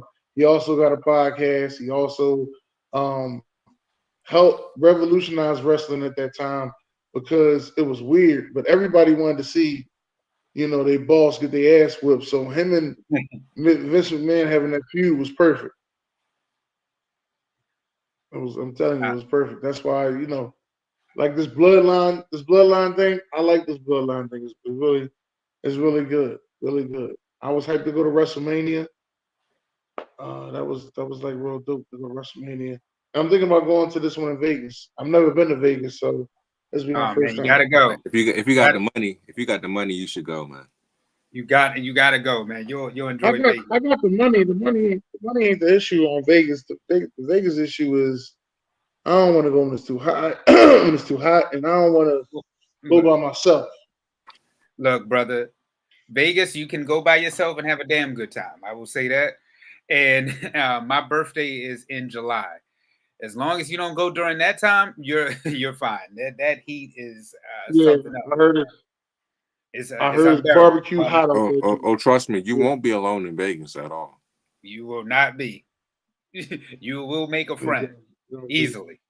But let me. I saw in the comment saying about Kane 03. I really think Kane, when he first debuted, was that unstoppable force. Yeah, that scared me. Kane debut scared me. Yeah, I mean that scared me. 03. I do agree that Kane, like the whole trajectory of Kane, he was like just a scary figure. But I think the most impactful one was, to me, that's the greatest debut I ever seen. To see the lights go out and the look on the Undertaker's face, who Undertaker never like it was that small period when you started seeing the humanization of the Undertaker, because you got like it kind of started even when his match with Diesel. You saw that like it was like he was starting to wear from this mystique figure to kind of humanizing himself. And that's WrestleMania 12 with Diesel and the Undertaker. Then you see later Mankind and how Mankind was able to like really bring pain to the Undertaker. This was a guy who he would shake everything off and like it was nothing. Like you couldn't hurt the Undertaker, you couldn't do anything to the Undertaker. And then you see him transitioning into the storyline with him and his brother, and Paul Bearer brings out Kane, and you see the fear for the first time in the Undertaker, like a man who, like I said, was a mystique figure from 90 to 96, and then seeing Kane debut at the first Bad Blood in 97. I think that to me was the greatest debut ever. And then for Kane to have that run that he did from Bad Blood to facing the Undertaker at WrestleMania to winning the WWE, then the WWF title at King of the Ring in a first blood match against Stone Cold Steve Austin, and you had Undertaker come out, you had Mankind. It was a hell of a time at that time to be a wrestling fan. Did he lose it? Did he lose it the next night? He lost it the next night to Austin, and then that transitions me into the Stone Cold Steve Austin comment. To me, Stone Cold is not the number one wrestler. To me personally, I think that Stone Cold saved wrestling. I think that he's on the Mount Rushmore as one of the entertainers and one of the people that made wrestling what it is. Because when you talk about the Mount Rushmores of like wrestling and people who made an impact, you have to first start with, I think, Andre the Giant, because I think Andre, remember, you're coming in from an era when you had the territories, and then Vince McMahon comes along and makes it a global product. So I think that you have to really start from the roots, and that's why I put Andre in that mix. Not because it's my namesake, but because honestly, when you think about like when they went around different territories, and that's how you have people like the Dusty Rhodes, the Ric Flairs, the Jim Cornettes, and the Bobby the Brain Heenans. You talk about like you when you listen to these, like Byron was saying, when you listen to different podcasts and these guys coming out now about it, you start learning about the history of it. So that's why I put Andre there. Then I would put Hulk Hogan. Stone Cold and The Rock to me are neck and neck, because yes, like you said, you want to like stun your boss, you want to put up your middle finger, and the stunner. Everybody was getting stunned back in the day, but you always need a versus. So when I was talking about like Hulk Hogan and you had Andre the Giant, similar like what we were talking about earlier with this whole Yankees Dodgers thing, you need an opponent. Everybody needs it. Andre Hogan, WrestleMania 3, you needed that moment. WrestleMania 15, you needed Stone Cold and The Rock. You can't have one without the other. You're seeing that right now, even with the WNBA with Angel Reese and Caitlin Clark. You need two people. It can't be just on the shoulders of one person. It has to be somebody right there alongside them as a rival. Magic and Bird is the other one we can always think about transitioning the sport. Then you got to go to me, John Cena and Batista. And you're seeing them right now. And really Rock, well, Hogan made it entertaining, but then you even see like, even with Austin, they made an impact wrestling wise, but now you're seeing, to me, one of the reasons you got to put The Rock up there is because not only is he doing it in wrestling, bringing his whole family along. You talked about the bloodline storyline and how, I mean, you have everybody. You got Solo, you got Jacob. It's not just Roman and the Usos. I mean, the fact that they're bringing in all the different Samoans right now and they're running wrestling is like the hottest thing out there, and it's must see TV every week. But I really put Rock up there really because not only is he doing it, like I said, for the wrestling aspect, but then in the entertainment aspect because of what he's been able to do in Hollywood. And then you're seeing doors open for wrestlers to go into Hollywood more so. You're seeing like Batista, him making real movies. John Cena is really coming as like the next real guy. And each movie, every TV series he's doing, he's getting more and more entertaining. So you're seeing that transition happen, and you're going to see Roman Reigns eventually go into that as well. So I think those are the guys right now. And you're talking about wrestling. Roman Reigns right now has been that guy, because we talked about John Cena, who's been able to be wrestling for so long, but now you have Roman Reigns, and then you also talked about some of these other guys from NXT, how they've been able to step up. That face off with Braun Breaker and Jacob Fatu. You see in Carmelo Hayes right now and what the work he's doing with Andrade.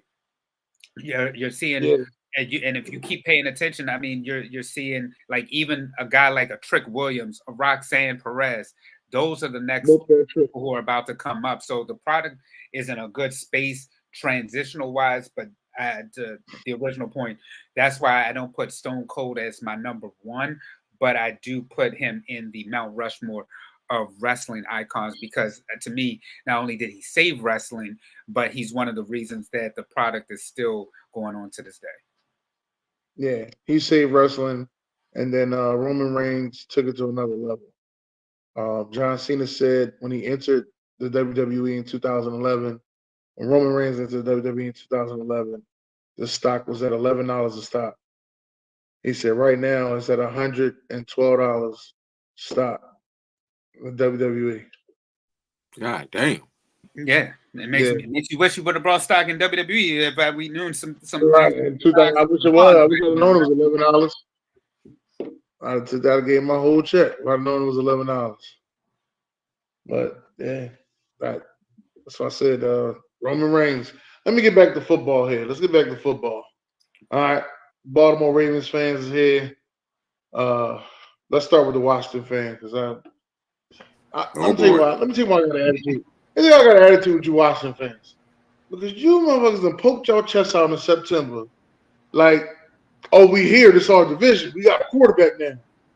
I'm sitting there, I'm like, it's early. Y'all do this a lot. Y'all get a black quarterback and do all this stuff, and then next thing you know, he get an injury, and then he get shelved. Like,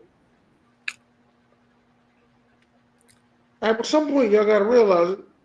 Just slow down. But let's see how you feel about your so far.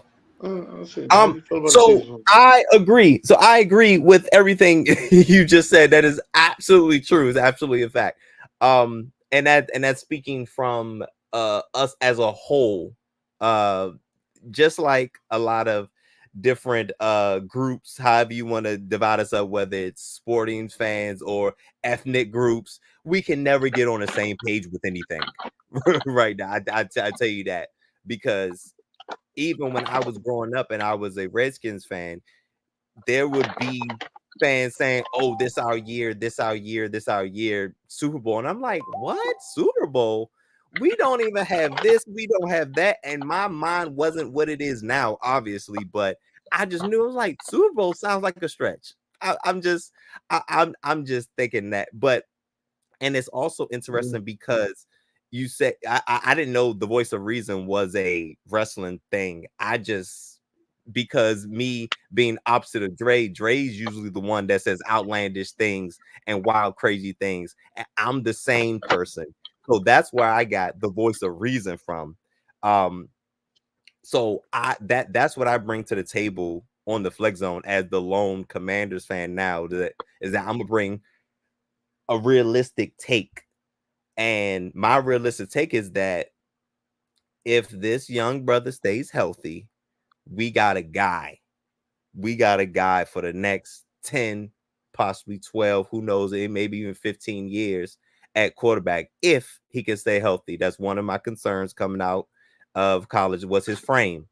That was one of my concerns of his was his frame. We talked about that when we do our draft profiles, me and Byron. One of the things we do when, in March, April. That was one of my concerns, but I knew he could throw the ball. I knew he could throw the ball down the field. I knew he could throw the ball outside the numbers. So what I'm seeing, I'm surprised at the success that's happening so quickly, because one of my concerns was the offensive line. I did not think the offensive line was going to be good. I've been concerned about his offensive line since Trent Williams left. Honestly and truthfully. So, young quarterback, not good offensive line. I'm concerned. I didn't think we was going to win a division. I didn't think I was going to have the best quarterback in the. I didn't think any of that, Byron. I was like, we might get. No, you didn't. No, you didn't do that. No, you didn't. What'd you say? And he talked about you winning the division. That's what he's getting at. I didn't think any of those things. You know what I'm saying? I didn't think. No. That ain't what he said. He said best quarterback in the division. Yeah, I didn't think that. But you think that now? Yeah. This got to be kidding. Yeah. Sharon, come on back, Sharon. Sharon, come on back, Sharon. I mean, honestly speaking, he is the best right now. He is playing. I'm not speaking outlandishly. Have you seen? Am I not saying what you? What are you saying that I'm not saying? Yeah, I agree. He's right now out of all of them, he's playing the best. Dak Prescott is not playing up to the. What you say, Dre? Unequivocally. What's your word, Dre? Unequivocally. Unequivocally, yes. He is not playing up to the contract. I mean, and that's not even totally on Dak Prescott. Jalen Hurts, you see the issues with him and the head coach going on right now. Daniel Jones, we're not even talking about him. So I mean, it's really been Jalen Daniels, and the only reason that, and I think that you're saying that you didn't expect some of the trajectory that you see out of him, but when you see him played at LSU, you saw that this guy could really be an impactful player. And you're talking about the offensive line, but I mean, you even see with Lamar Jackson, if you have a good quarterback, you can buffer at least the regular season. You can get around offensive lines. It's just a matter of maybe in the playoffs that may come back to bite you. But at least in the regular season, if your quarterback is good enough, he can maneuver some things around that offensive line. I did at least see a wild card for you guys. Me and Byron had talked about whether it was going to be a Caleb Williams or a Daniels, but we see both quarterbacks right now just are balling. You're seeing Caleb about to really emerge with the schedule. When you break down the schedule for the Bears, you see that the Commanders have a real chance to really win the division because everything that's going on. And with the Eagles, you guys have the talent, but the head coach is the issue. It's the same thing going on with Dallas. Well, Dallas has more issues than just the head coach, but that's really the main problem with the Eagles. The Eagles could be in the conversation. You guys have all the talent in the world, but your coach is unstable. So anyway, before I was interrupted, Jesus. Before you really interrupted. I didn't think all of these things, and now we have an opportunity in our hands. We have 5 wins right now. So 10, 11 wins is well within reach, which I think will be enough to win this division. Now again, y'all haven't played the Cowboys or the Eagles yet, right? Exactly, and we got 5 wins already. Ain't that crazy? So we're definitely getting it. Yeah. Is what I'm saying. So I feel good about the team right now. Defense shaky, but I know Dan Quinn and Joe Witt Jr. is going to get it together. But Cliff Kingsbury and Jaden Daniels seems like a match made in heaven. I don't know. He got Marcus Mariota looking the same way last week, so I'm trying to figure out is it one game. Okay. Hey, Dennis, you could score on the Panthers right now. You could score on the Panthers. One game, and it was the Panthers. One game. Yeah, you could score. Man, y'all go. Now, if he look crazy against the Bears defense, if he looked like he did against the Panthers against the Bears defense, you may have something. But I don't think that's the case. We will find out. So my Baltimore Ravens fans. We're Big Roger. Big Roger, you ready, Big Roger? I'm here, man. I'm here. Okay, all right, Big Roger. Come on, tell me how you feel about your team, Big Roger. How about okay? This is how I feel about the Baltimore Ravens. And now this is not a slight to anybody else, but I think we're okay. Like Byron said earlier, that our offense is doing phenomenal numbers, which we haven't done since we were first put into the league. 96, 97. We had Vinny Testaverde. We was putting up phenomenal numbers with Michael Jackson, the wide receiver. Yeah, I think we've gone back to that. But we're sitting at the big boys table. We are a contender, but it's just things that I don't like, and that's the fact that our defense has regressed. We're still trying to figure it out with Zach Orr. We brought back Dean Pease to be his assistant. I'm not sure what's going to happen going forward, but that's a major concern for me, is the defense. Now, Derrick Henry, phenomenal. Lamar Jackson, phenomenal. The rest of the receivers, great. Can they beat the Kansas City Chiefs going into the playoffs? That's my biggest concern. That's my biggest concern, is can we beat the Kansas City Chiefs when it matters? Because we've seen time and time again, Patrick Mahomes is Lamar Jackson's daddy.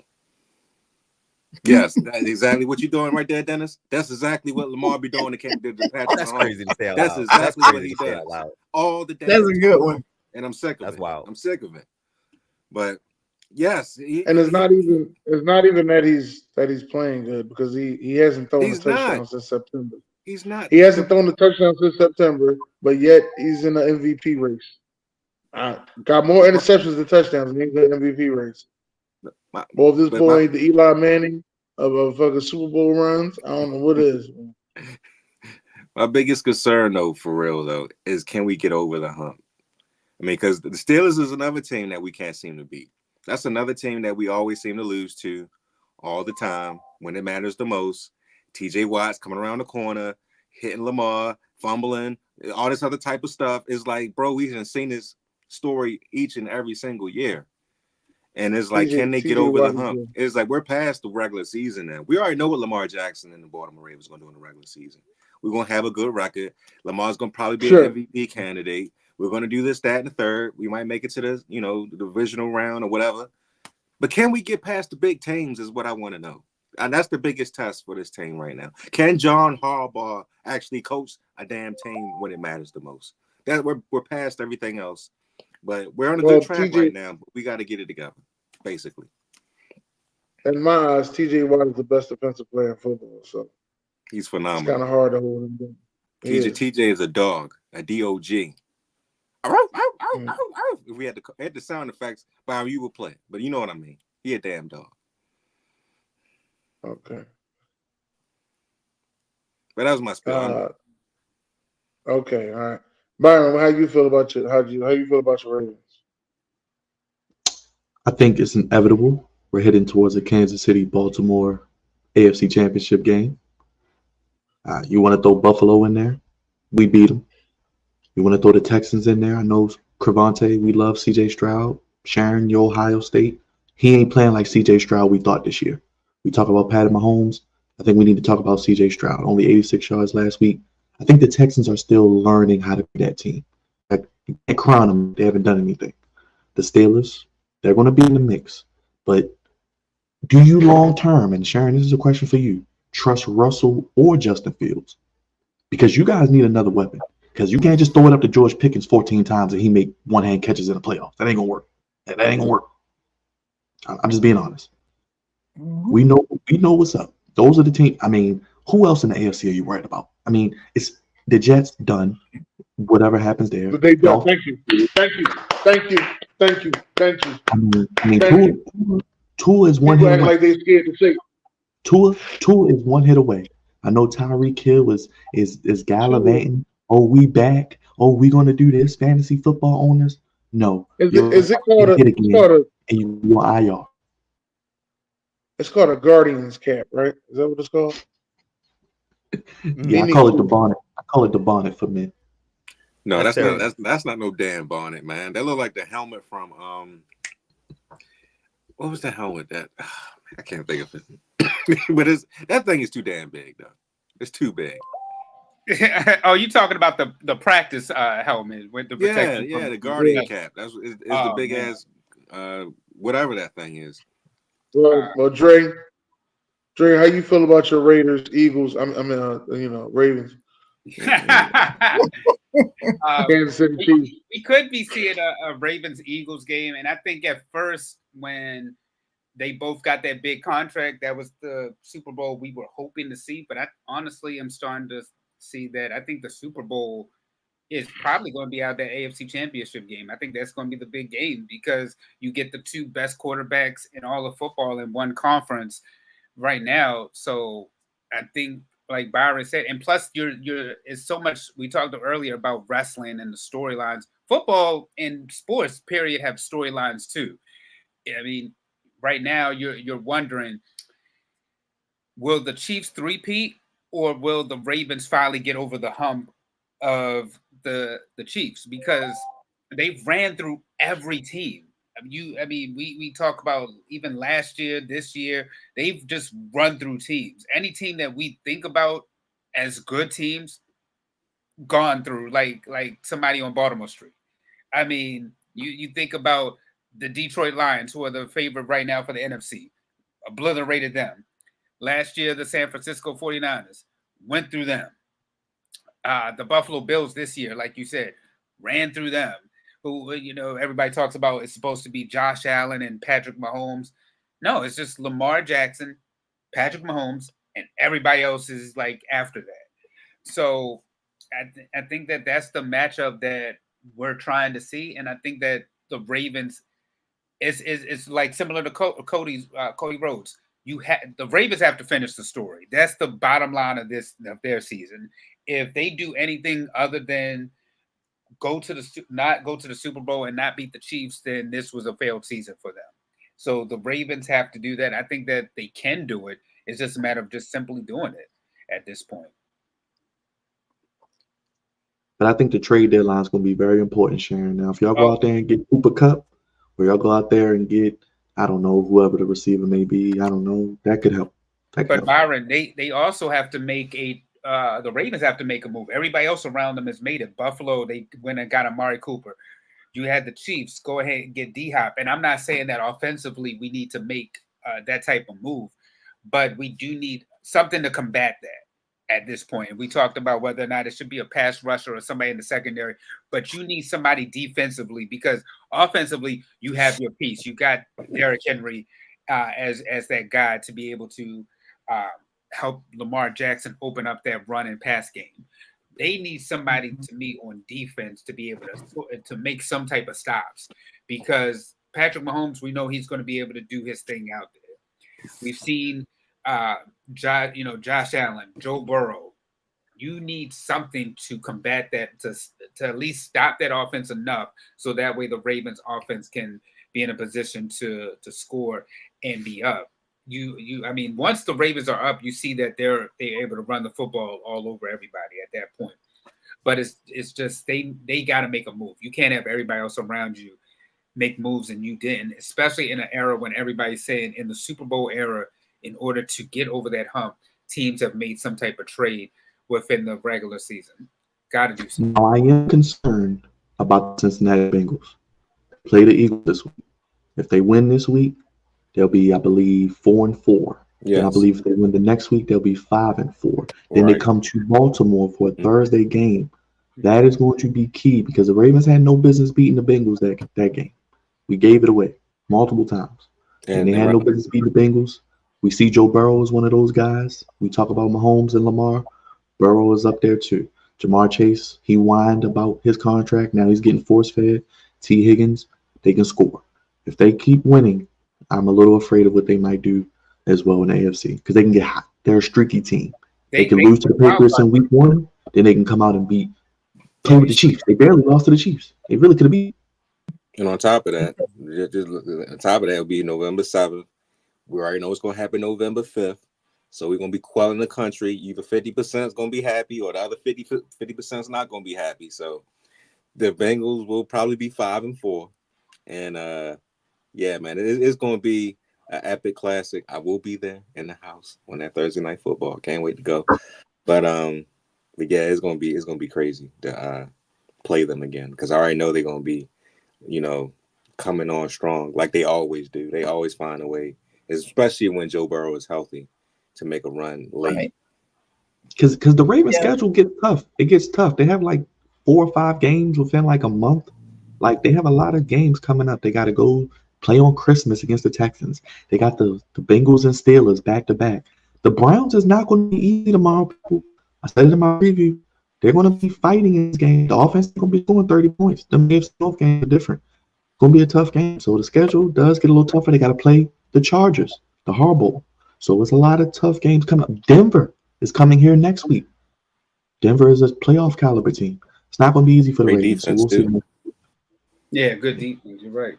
You're right. Yeah. It's not going to be easy at all, especially because, like you said, those primetime games. I mean, the Texans is Christmas Day, the Chargers is a Monday night. You got, like you said, they still got divisional games that they have to play one more time against the Bengals, twice against the Eagles. Come here. The Eagles come here. The Eagles in December, yeah.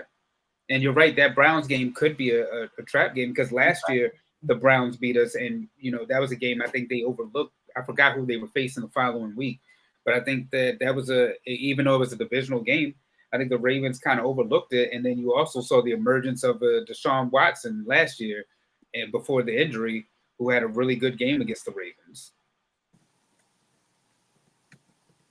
Well, your schedule isn't as bad as ours. We have like one of the hardest schedules to finish the rest of the way. We got all the easy games out the way. It's not easy the rest of the season for us. So I don't know. But you asked me the question, Byron, do I feel like we have an answer in Russell and Justin? I don't know. My only worry, I still believe that Russell Wilson is talented. My only worry is he keeps getting injured. I don't know where these injuries are coming from. And I'm one of those people who feel, this going back and forth between quarterbacks. I don't like that. I'm not, how some people say, oh, they should just split the offense, split the offense between the two. I'm like, no. People saying that that's what Pittsburgh need to do. And I'm like, yeah, that's college. No. And I'm not surprised about his play, the last game. I knew he was going to do. I felt like he was going to do that. But if he keeps getting injured and we got to keep putting Justin back in, I'm not as confident because he's not a thrower of the football. He's good. Move. He can move, but we need someone who can put that ball downfield because we have such a weapon in Pickens. We have to get the ball down the field. Period. Our run game is pretty solid now. They're coming along. Our offensive line really stepped up this season. But if we can't get that ball down the field, we're not going to win. No matter how wonderful our defense is. That's how I feel. That's where I'm at. So I'm a little nervous. But we're going to finish on the I have a couple of NBA questions and then we're going to close out. Okay? So you hear people talking about these foreign players. Like the last several MVPs have all been foreign, right? What do you think is happening between these American players and these foreign players who happen to all be in the NBA together? Why is this happening that they're winning and the American players are not? I think it's simple. Ever since the 92 Dream Team came into play where Jordan and all those guys went over there and they whooped everybody's ass, I think David Stern, saw something over there and they was like, you know what, we can actually put a system over there, to bring some of those players over here, and over time, we can get some of their best players to come into the NBA to compete with some of our best players in the United States. And we've Mhm. seen over the years, you had your Dirk Nowinskis, your Djokovic's, your Sabonises, both of them, Arvidas and his son. And now you have Luka Doncic and the Greek Freak. You have all these guys coming over here, and it's like now it's just like a free for all. It's like college basketball is like not even a system anymore. It's more so the G League, and it's just more open to the world now. So Mhm. it's pretty much a global sport, and Yep.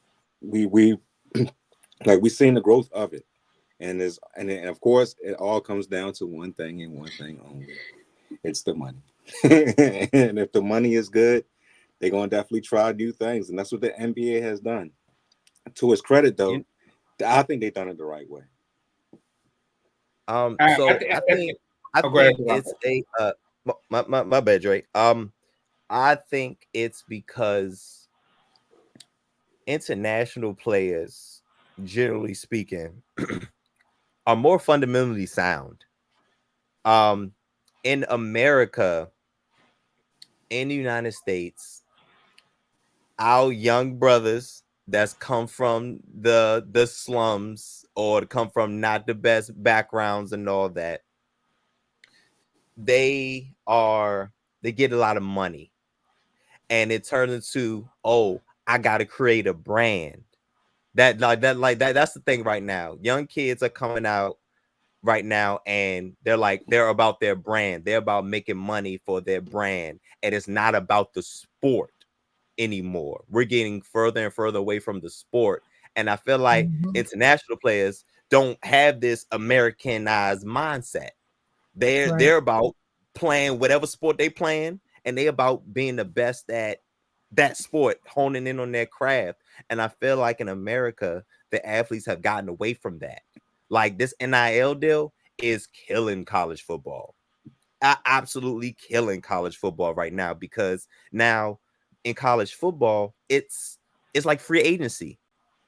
Kids gonna go where they get their money. So it's like in professionals has come down to the amateur level, and now it's not even amateur in sports anymore, because they're getting paid, and they're getting paid a nice sum of money, and they can choose where they go. And I'm like, you only here for 4 years. You only got 4 years of eligibility. Like, how many teams can you go to in 4 years? 4. You know what I'm saying? And that's what they'll do. And that's exactly what they'll do, because they go into where the money is, and Where the we're money is. losing sight.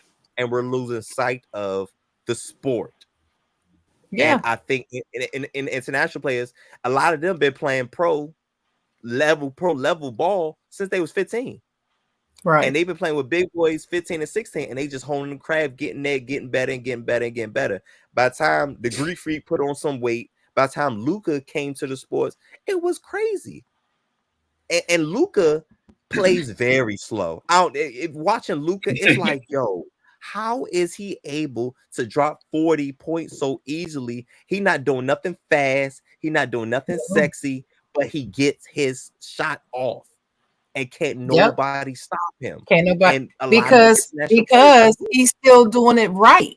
That's why. Because he's doing it the right way, and they're not. That's how he went. That's the advantage. Okay, that's it. I agree. I agree with you 100%. You know what I'm saying? Yeah, the times of the Tim Duncans, where it's all about fundamentals and it's not about the rah superstar. Like, we made Tim Duncan a superstar. Tim Duncan, if you ask him, he doesn't think of himself as a superstar, but his career rivals one of Kobe Bryant's when you break it down and look at it. But Tim Duncan, man, boom, boom, dribble, shimmy off the backboard. We doing that every time. And we're gonna get 5 championships off of this. You know what I'm saying? It's so, the fundamentals. The days of that era is gone. But now, Byron, you did say, we talked about the skill set, and where that is up, but we getting away from the fundamentals and what it really means, and the mindset. It's not a basketball mindset. The skills are there, but the IQ, is more about money than it is about the sport. And I think that's the why money, international players have finally caught up and, dare I say, passed the American players. Mm-hmm. Well, I think a lot of that falls on the front of like the roots. When you go to like AAU basketball, when you think about college basketball, be the one and done rules, you're not getting those fundamentals anymore. You're basically just putting together super teams, playing together, but you're not working on the skill set. And I think that's what's really hurting the game. I mean, a famous debate we had for years was around Ben Simmons. You know, I'm thinking this guy's going to come in, and you see he didn't play much ball at LSU. And I got to admit, my brother was right. He didn't play much basketball at LSU, and I'm thinking in my head, because of the one and done rule, just forward him to the NBA. But when he gets to the NBA, you see that he's not who they projected him to be. And then you even think about this draft, you can't really name players outside of Bronny. And if you do, you struggle to name who these guys are. In an earlier conversation we had on this podcast, when we talked about like Duke basketball or other basketball programs, we knew who the guys were. There were rivals. These were like college students who stayed, worked on their game, and then when they got to the NBA, you knew what it was. Once in a while, yes, you know, lightning was striking a bottle where you have somebody out of high school like a Kobe Bryant, a LeBron James, a Kevin Garnett, an Amari Stoudemire, people who were able to make impacts from high school into Dwight Howard. But that was so rare for that to happen. And now you're seeing that basically they might as well continue to do that, because the one and done rule has hurt college basketball tremendously. I think AAU has hurt the game of basketball tremendously too, because these guys are, like you said, they're working on a brand. They're not really working on their skill set. And then also these foreign players, like you said, Cavante, have been either playing together or playing at a high level for so long that when they come in, the NBA game to them is an easier game. I think about even Joker. To me, Joker doesn't have a real sexy game either, and he has an MVP. But he has an MVP and a championship. He has 2 MVPs. And also and a championship. And I also think that there's one other thing. And he don't care. He doesn't care. None of them care. And I think that one thing that we've missed in this conversation that we haven't talked about, shooting threes has hurt the game of basketball too. As much as Steph Curry has been a transitional player and one of the greatest of all time, to me, the greatest shooter, and I think a lot of us would agree, the greatest shooter of all time. The problem, though, with that, everybody thinks that they can do. You can't shoot from half court unless you are Dame Dollars or Steph Curry. Outside of that, I wish that, like, I'm watching basketball and it's not like how it was when we were growing up watching it, and you're seeing, you know, Kobe or even Jordan, who are Tracy McGrady or scoring points from not the 3 line. You're going into the baseline. You're shooting that jumper from inside the arc. You're going you're passing it to the big man and seeing him dumping into the paint. We're not seeing that anymore. It's like you have big men now, like Embiid, who are shooting threes. Come on, dog. Like you are 7'3". If you don't take your behind and post that little man up and go ahead and slam that thing, but the game has just transitioned to now everybody has to be able to shoot threes and score quickly. And you even see that now, even with games, when teams are down by like 10, they'll shoot threes with like 8 minutes left in the game. It's like, bro, if you just do the simple math and the fundamental things, the fundamentals of the game, you can easily come back. But it's a lot of sloppy basketball too. You're not seeing that with a lot of turnovers, like that.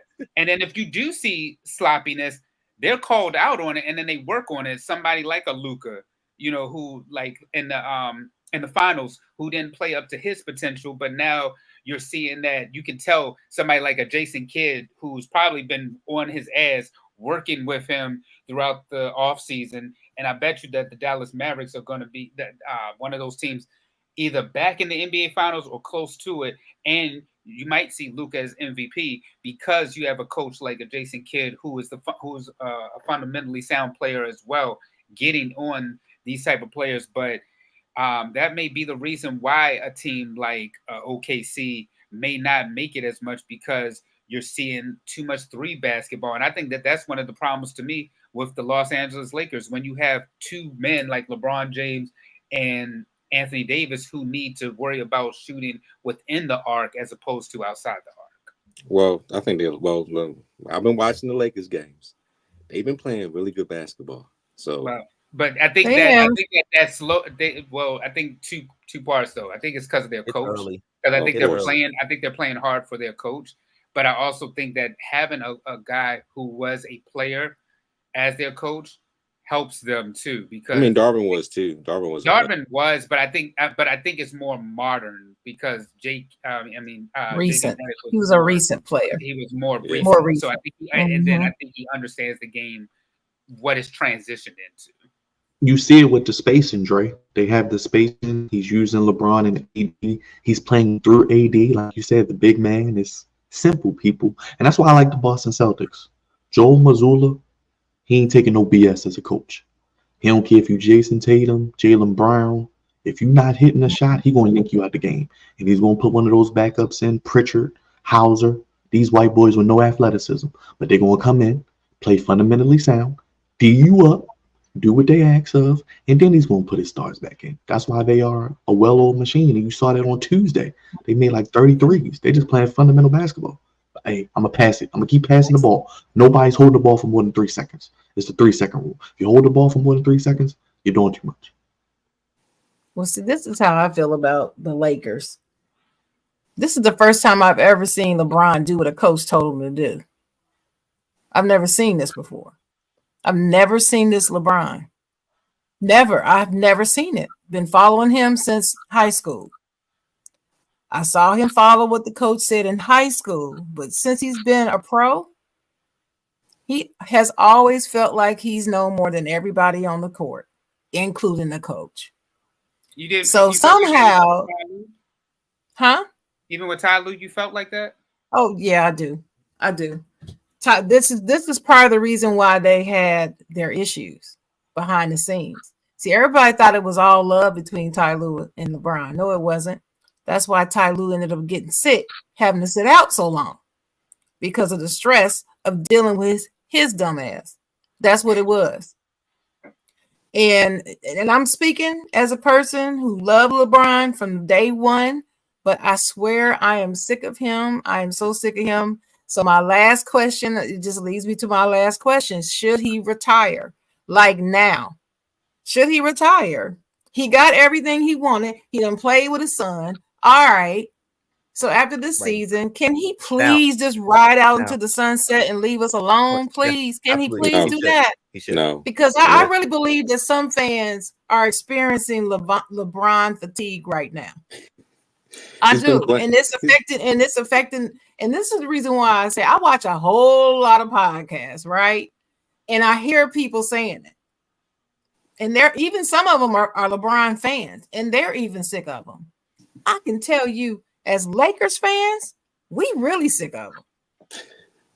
We really are. Look. Okay, as a Lakers, it's not popular, but I'm just saying I'm sick of him and want him to go. That's what I want. And I understand. I didn't want him on the team to begin with. I didn't either. Guys, I was like, I did not want him to come to LA. Please take your behind somewhere else.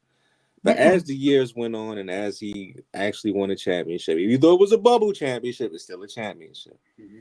As the years went on, I've grown to like him. I've grown to respect him a little bit more. Do I like a lot of his ways? No. Do I like the complaining a lot? No. I don't like none of that stuff. I do respect the fact that he did get his son on the team. All right, I didn't have a problem with that. I was cool with that. I was like, yeah, bring Bronny along. It don't matter. I don't care about that. That's fine. I don't. I respect it, but I don't care about it. See, that's a difference. This is what I'm so bothered by this conversation about this Bronny thing. First of all, I'm not calling him Bronny. It's LeBron Jr. That's what I'm gonna call him. And Junior did not deserve that roster spot. But yes, he had the pull to get him the spot. Okay, great. And all I hear people asking is, well, if that was you and that was your son and you had a chance to do it, you would do it too. Probably so. You got doggone right. But guess what? But guess what? That's not the point, because guess what? I'm not expecting the fans to like it and understand it. I'm expecting exactly what he's getting right now, because a lot of fans are over it. I'll tell you. I'm gonna answer you. I'm gonna answer your question. Do I want LeBron to retire after this year? No. And for the simple fact that, one, he still has it. He has not lost the step yet. So until he loses a step, until he cannot play like the LeBron James that he is right now, I want him to continue to keep going. Just keep going until you can't do it. And he has a 2-year contract, so he'll be here next year as well. And if he falls off next year, then sure, retire. But until that day comes, I don't want him to retire, especially if he's in a Lakers uniform. I'm a Lakers fan. I want to win. LeBron James brings winning. Okay. I don't want to go back. Raj, we've seen the last 10 before LeBron. It's 2024. We haven't won a championship since 2020. It's been 4 years now. Yeah, that was 3 years We haven't even sniffed it. I know, but stop. He does not represent winning all the time. That sounds like a think about before. That's a myth. He does not represent winning. Stop saying that. But is that on LeBron or is that on the organization? We were terrible. We were god awful. We had Jim. That is some Lakers stuff to say. Not you too, Raj. You falling for this narrative too? Yeah, I followed. Jim Buss was terrible. Jim Buss destroyed the LA Lakers team. I know all about that. I know all about that. Yes. But I'm here to tell you, despite all of that, I didn't want him to come, and my opinion has not changed. Because everything that has happened has happened. I predicted he would get one chip. I accepted him. I opened my arms. Oh, I did. I knew we would get one with him here. One. LeBron. But that's it. No. Listen, let me tell you, if he wants to keep on playing, I want him to go back to Cleveland. Just go. No, yeah, I do. No, don't go to Cleveland. I do. I want him to go right on back to Cleveland. I just don't want him to be a Laker. No, because I feel like he's made a mockery of our team. He has made a mockery of our legacy. No, he has hurt the team more than he has helped the team. No. Because this is a clown show. Y'all don't see the clown show that's going on with him freaking with him. No, it has not been. No, it has not been a clown show. Yes. No, when Shaq and Kobe were doing goofy things, it was a clown show. Okay, why are you going all the way back? You going all the way back to 2016? Yes, 2000.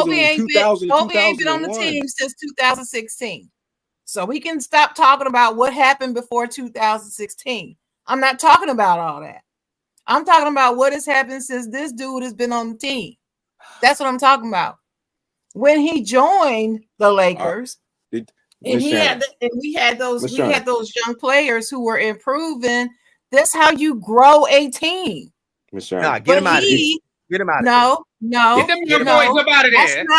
That's not how you grow a team for the future. You don't do that by getting them out of there to win now. But because LeBron is who he is, he has to play with players who have experience and are veterans and who have won already. He cannot play with young guys like that. That's why I knew when he came that he was going to end up having them all traded. I knew this. It was going to destroy the team. So they're gone. And what people will say to me is, well, none of those people who have left, they haven't won anything either.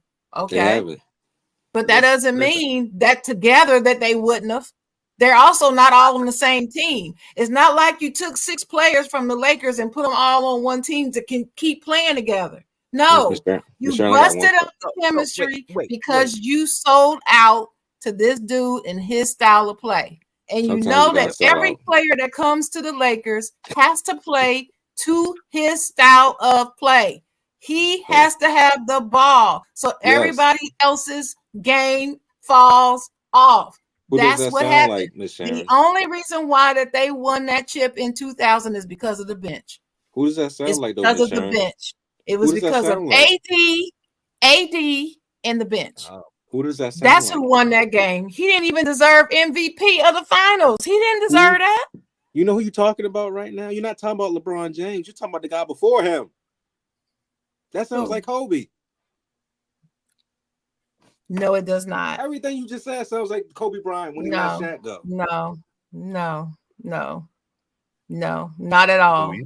That sounds like denial. That sounds like denial. No, it's not denial. It's not denial. You can never compare what happened with Kobe when Kobe after Shaq left to what has happened since LeBron James got there.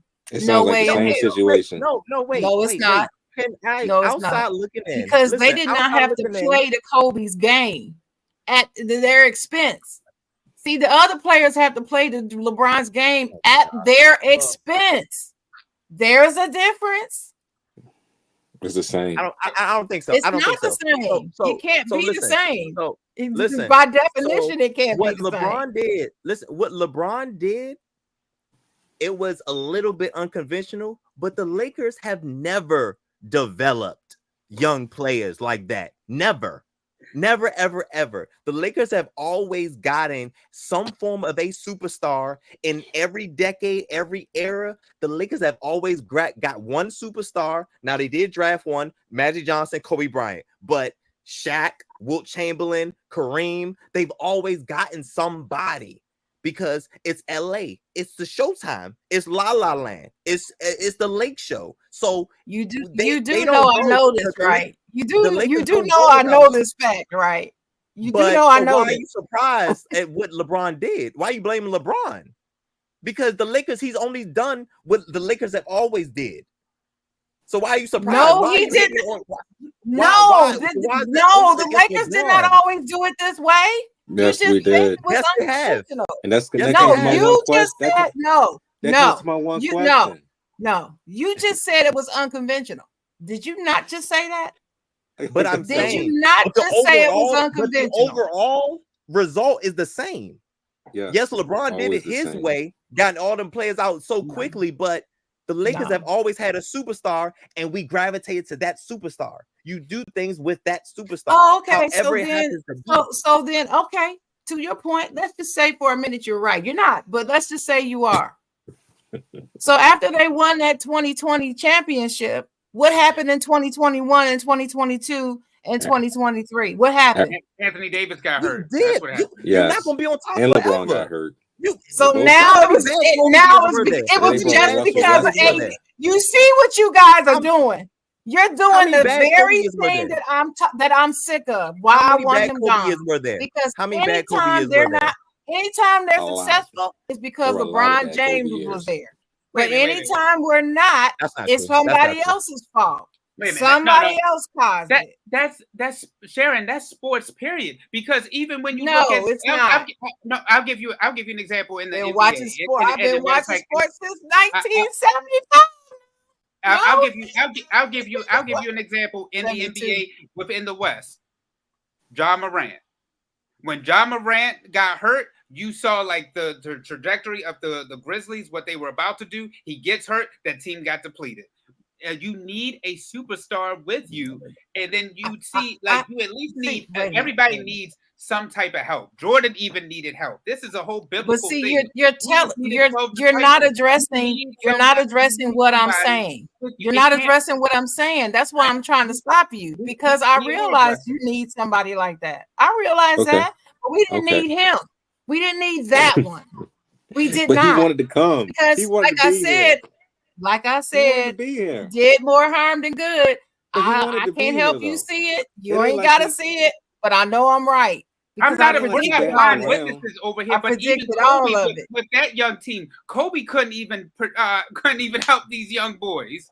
The greatness of Kobe Bryant himself. LeBron James, you see, he went to the NBA Finals and had a bunch of nobodies with him, and he still couldn't get over the hump. You need another superstar, and we're just bringing up the point that it's not that we're blaming Anthony Davis, but we factor in the Lakers had a good shot to probably at least get back to the finals or at least could really compete. But Anthony Davis, you saw that he went out there, tried to compete. The groin injury was too much for him to overcome. And LeBron James, it wasn't enough in the tank at that time to get past that Suns team. So that's what we're really trying to say. And then that was 1 year. That was one season. What about the other two? And then you're saying we didn't have a growing. He hasn't had a growing injury for 3 seasons, honey. So what happened the other 2 seasons? Bad coaching. Darvin Ham sucks. All That's right. what happened. End of the. Okay, let me end this because, like I said, you're doing exactly what I'm talking about. And look, it's always because of somebody else. It's never him. Look, never. He's perfect. He's perfect. No, he's not. Wherever he goes, wherever he goes, he's perfect. He's not. Because for somebody that say they've watched the Lakers for so long, how are you surprised at this? That's my thing. Because when was the last time I don't. Before 2020? I'm different. Before 2020, when was the last championship? I don't see this the same way you do. When was the last? When was the last championship? When was the last championship? Listen, I'm gonna answer you. I'm going to answer you. I don't see it the same way you do. That's just what it is. I don't see it the same way. I do not wait. I'm answering. I do not see this as being exactly the same thing as it was when Kobe was there. It is not. It's not. It's not. It's not. I don't see this. I don't see this as he did, not you. But I'm saying I'm just answering in general. I'm answering both of you. He said that. I'm saying no, I disagree. Also, you're saying this is what the Lakers always do. They don't do this. This is different. This is not what they've done all the way since Magic was there. It's not the same. To be done to be relevant. They've always done what needed to be done to be relevant. Did they sign a superstar? Yes. And I still haven't got my answer. That's the only similarity to what they did before is they signed a superstar. After that, I still haven't got my answer. When was the last championship before 2020? When was the championship before 2020? It was 10 years before. And it would have been even longer if LeBron didn't come.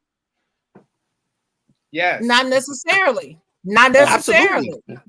No, not necessarily. They wouldn't have championship with Brandon Ingram.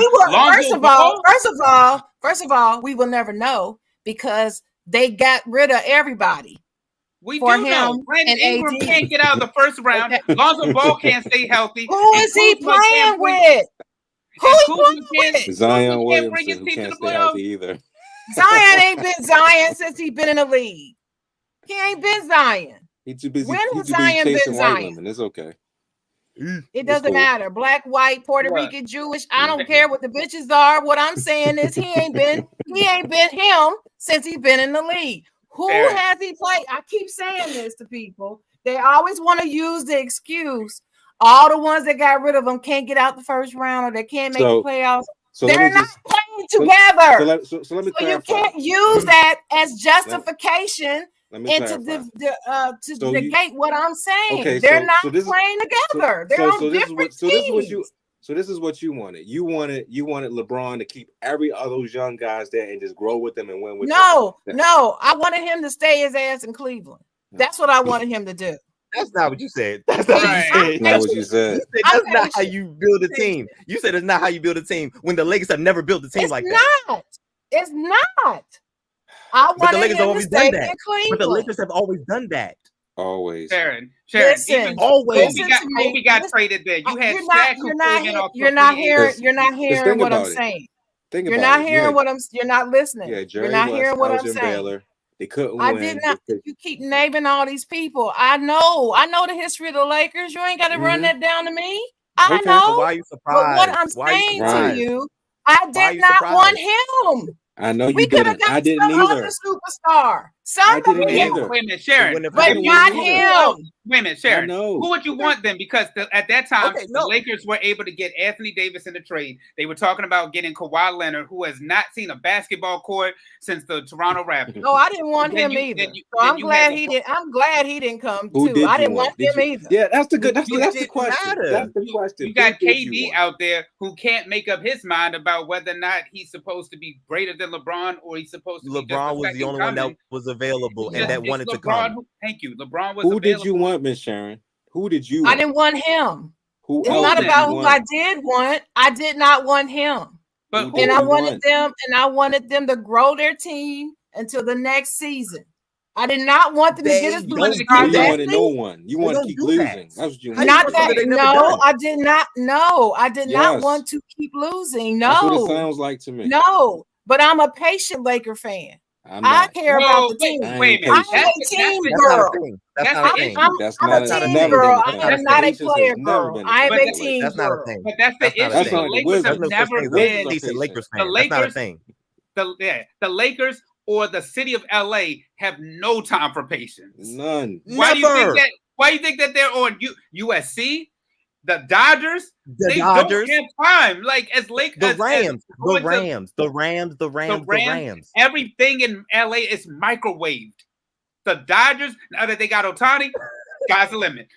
USC football, they I'm got just Lincoln just Riley. listening. They I'm think just that they're about to listening. go Caleb somewhere. Williams. Playing my little Like, violin. no, it's just what saying LA It's is. the truth. It's just it It's the don't even truth. I matter didn't if say it's it in the city wasn't, but or like the I sport said, there. y'all telling me stuff that's irrelevant to what I'm saying. You I just wanted know to know. microwave. That's LA it. is It's not. microwave. That's it. I She did. know that. All right, fellas. This is what So she how are wanted. you She gonna be a wanted them to patient LA grow. fan? That's She not a didn't want. thing. She didn't Thank want. you. She It's wanted no to patience. draft. That's She not a wanted to thing. go You make that up. Lonzo, Brandon Ingram, Josh Hart. Who else? Jordan Clarkson, Julius Randle. You wanted all those guys to stay together, and then maybe one day, just one day, we'll find a way to get to the No, championship. That's what you no, want. Right. no. I mean, That's the what way you you Remember, want. talking, no, this is no, like no, Jim no, She no, Buster no, just no, saying didn't want GM. no. LeBron, guys. I got that point. She just didn't want LeBron. I got that point. I I got that understand. too. But you got a No, I'm championship. so actually, confused. if you remember correctly, Julius Randle was traded first before the others, so he was True. already gone. Yeah. Okay, so no, that's why I'm telling you, no, you're wrong. That's not what I wanted. But what I'm saying is, you're deciding what should have happened back then based upon what has happened since. It's just like when you were talking about Kevin Durant. At that time, Kevin Durant wasn't confused about all this other stuff. Since that happened, you've seen him jump around and do all this other stuff. What if he had come to LA? Would it be the same thing? No, probably not. He'd probably still be on the team. But we won't know. That's what I'm saying. But We that's how won't we know. judge things. But that's how We we wouldn't judge have won things. with him. I tell you that. That's how we judge things. Things have happened. You don't know and then that, we're here Rod. now. You don't That's know how we wouldn't have judge done know. with things. him. Oh, I know. That's how Oh, we I judge don't know things. that. I'm confused. I don't I know do. that. I Because do. we all know that. Actually, his game flowed better with them than LeBron's did. So we don't know that they never would have won if he came there. You can't say that. You cannot summarily I dismiss look at his that. career now. No, he would not. That's have what won. I'm saying. You're looking at his career now. Yeah, throughout the You years, he would not have you're won. basing it on things that Because he doesn't. did at You know other why? And teams you know why I say this, Miss Sharon? before. You know why I say this, Miss Sharon? Because I don't think Kevin Durant is a dog.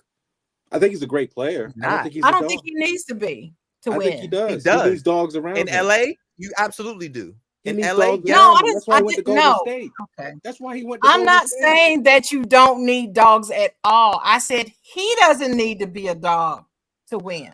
That's what I said. I didn't say that he doesn't need dogs to play with him. I said found he that out. doesn't need to be. You're right. We found that career out with- when he went to Golden State.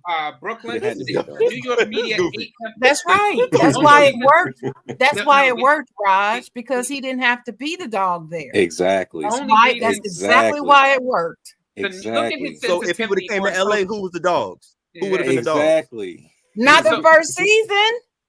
In social media, Kevin Durant can't handle You need dogs to criticism, win. and He's the not only a reason dog, so he where got are the him. dogs? Not okay. What year did LeBron come to the Lakers? 2018. 2018. Right. What did they do? When did they win their championship? 2020. 2 years Right. later. That's 2 years. Not Yes. the same year. He didn't walk into the Lakers and then take them to a championship. No. He had to do things over 2 years to get there. Mm-hmm. Okay? Yep. So why is it if you put somebody else on the team, you can't give them the same 2 years to get it right?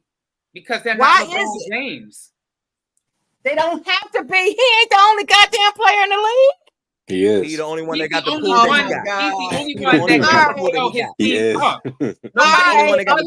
He is the face of the league. I just love the way Byron ain't saying a word. I just love it. But anyway, I'm done. I'm not changing my mind. I'm not. There's nothing that y'all said that made me change my mind and say, maybe I need to think about this differently. No, it's not. And I still want him to be gone. Because you said a patient LA fan, and you know no, I'm not delusional. There's nothing about LA that says patience. Hey, Byron, there's nothing just about make LA sure you clip this. You clip this part. You said patient LA fan.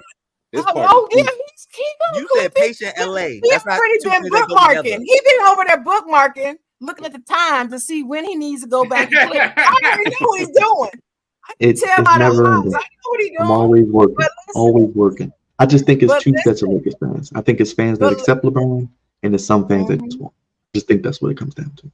But I will say this too. But I've been a LeBron fan since he got into the league. Yeah, it was me. I was the one who was happy when he went to Miami. I followed him to Miami. I love the fact that he went down there. You're gonna miss LeBron. You're gonna everything now. I'm just telling you, my opinion of him changed when he went back to Cleveland. It changed.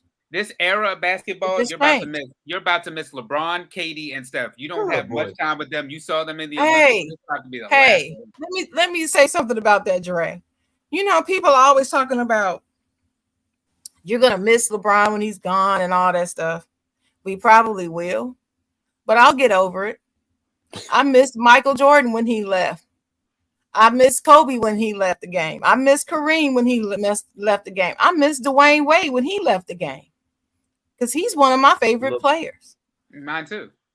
And but that doesn't mean while they're playing that I'm not going to criticize them because I so appreciate them still playing the game. I'm still going to give it an honest critique based upon how I see it. And I'm sorry if that confuses y'all. And you think I'm delusional? I'm not delusional. I'm not a delusional person. No, I'm not. You are. No, I'm not saying you're a person with this topic. I'm not. I'm not. Because you say things like a patient LA fan. That's not a thing. Because what I'm saying to you is I think y'all delusional. Because y'all are caught up in the clutch sports narrative, and y'all think that he's the only person that could have helped LA win within 2 years' time with that team. And that's not true. That's what I'm saying. I'm saying there's no telling what could have happened, but we will never know because all he did was come busted up, control it, get who he could get so that he can shine. So that he can get the numbers, so that he can win. He didn't even care about that championship. This is what y'all missing. Care about LA kids. He didn't care about that championship. And LA he didn't come there to win championships. He came there to get stats so that he can break a record. That's what he did. Championship? Did he get a championship? No, they got a championship. Does it count towards all the Lakers? They got a championship. They all right, so close it out, man. All right. All right, you got it. Hey, it's a team accomplishment, isn't it? Isn't it a team accomplishment? Your argument is like the argument now for Lamar Jackson and Derrick Henry. Dre, like Lamar Jackson had 5 touchdown passes. Miss Sharon won, Dre. Still not now you're not a fan. This is the best player. Got it. Now you're not a fan. No, and you know what? Dre? You're right about that. And I argue with people every day in defense of Lamar Jackson because that's bull. He's the best quarterback in the league right now, to me. But nobody's going to say that. And they never want to give him his props. I remember for a couple of years, they kept saying that Josh Allen was a better quarterback. I've been on shows with fellas arguing them down, saying no, Lamar Jackson is a better quarterback than Josh Allen. And so I get what you're saying. I just don't see this LeBron James thing the same. I don't. I'm not delusional. I just don't see it the way you do. Did you win a championship? Why do you keep asking the same question that I've already answered? Because we all know they. We all they. I didn't say it didn't matter. That's the point. I did not say of this whole thing that it didn't That's matter. The whole point of this. That's the whole point. That's the entire point. Miss Sharon, you got it. You got it. No, you finished. No. Okay, well you keep going. It's okay, you keep bro. going. You got it. Man. You keep going. You got it, like, bro. Like delusion. Got it. That's what I hear. She got That's it, not bro. delusion. That's not delusion. That's not delusion. I didn't say that. I did not say I didn't appreciate the championship. I didn't say I wasn't glad that we got it. I didn't say any of that. That didn't come out of my mouth. That was but that's what you saying. I'm saying. I'm not saying how LA that. works. That's how LA works. But she wanted. That's not how LA works. That's all. That's yes, all. it is. She that's wanted not it how LA works. Yes, it is. It's okay. It's not. How does somebody that watch basketball as long as that don't see that? That's how it works. I see that. I see that the way that this happened is not how it's happened in the past. It has not been the same way. Same result. I don't see how you can't see that.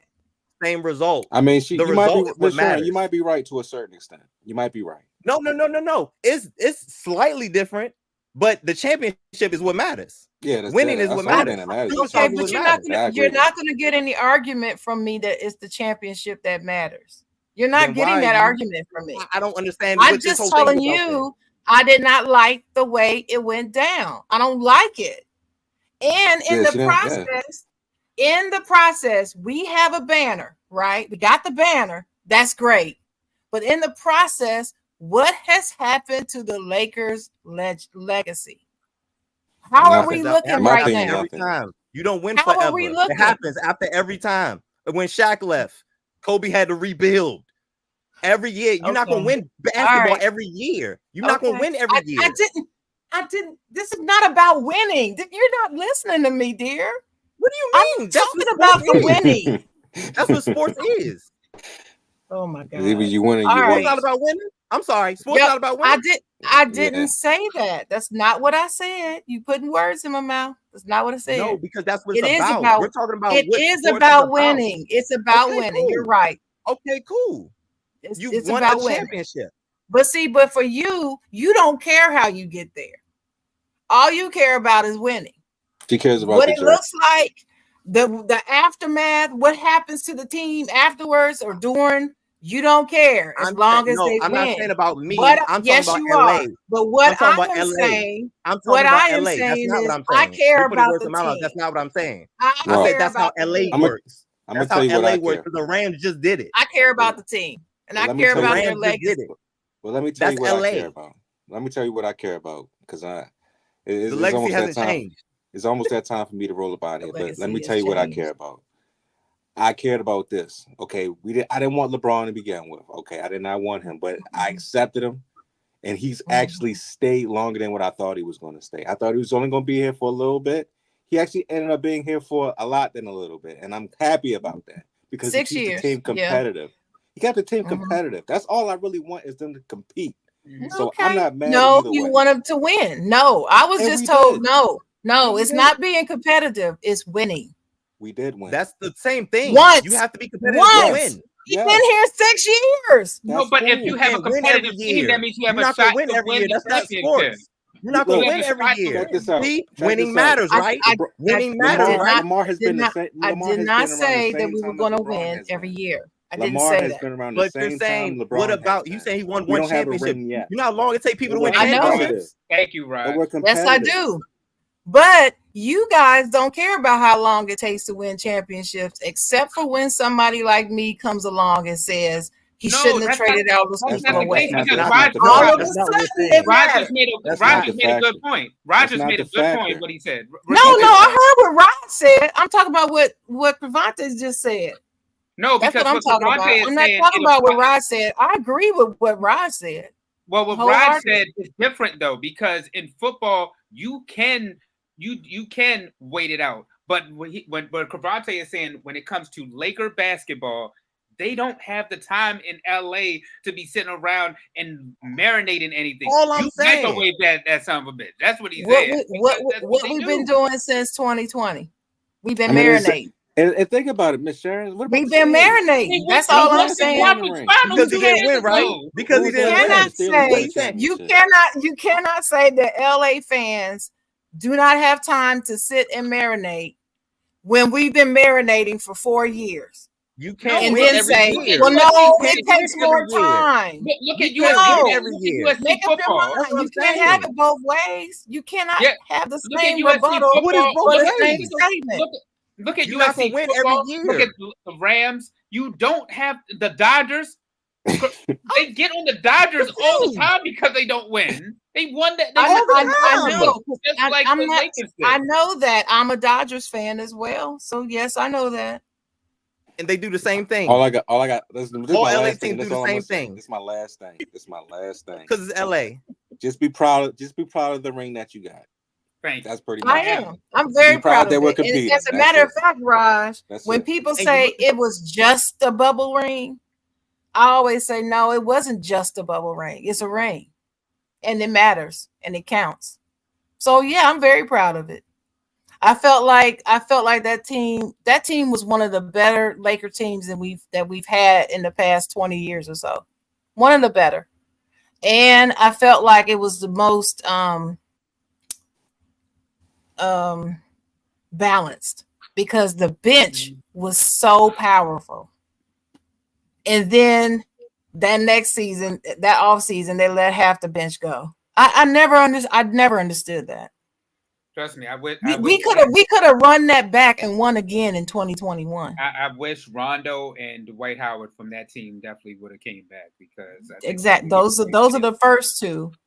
I also wanted JaVale McGee to come back, and the reason why is I did because his they needed that big body in the paint. And remember that very next season, AD was injured a lot.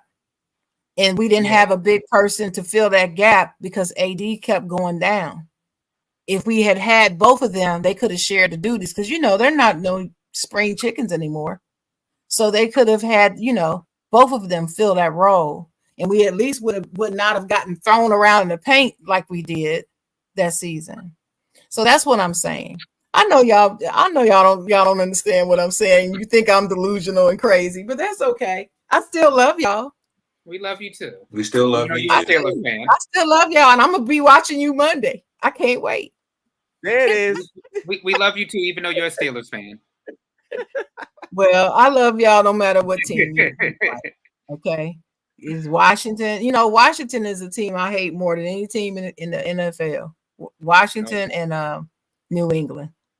You can't stand them. Even more than Cowboys? Yeah, I like the Cowboys. Oh no. I like them okay. All right, guys. All right. Yeah. Thanks. I like them okay. God. And now you like the Cowboys. Stop. But I will say this. Now that the Commanders have new ownership and I like the quarterback, I don't hate them as much as I used to. So now I've given that title to the Patriots because I will hate the Patriots forever. I don't care who's there. That's it. That's real. I will. Forever. That's real. But anyway, any final words before I let you go? Finally, this is the longest show we've ever had. I love it. Any final words? Since Byron has anything, I'll let Byron close. Final words. We had a good Thank y'all for having us. Hopefully this isn't the last time.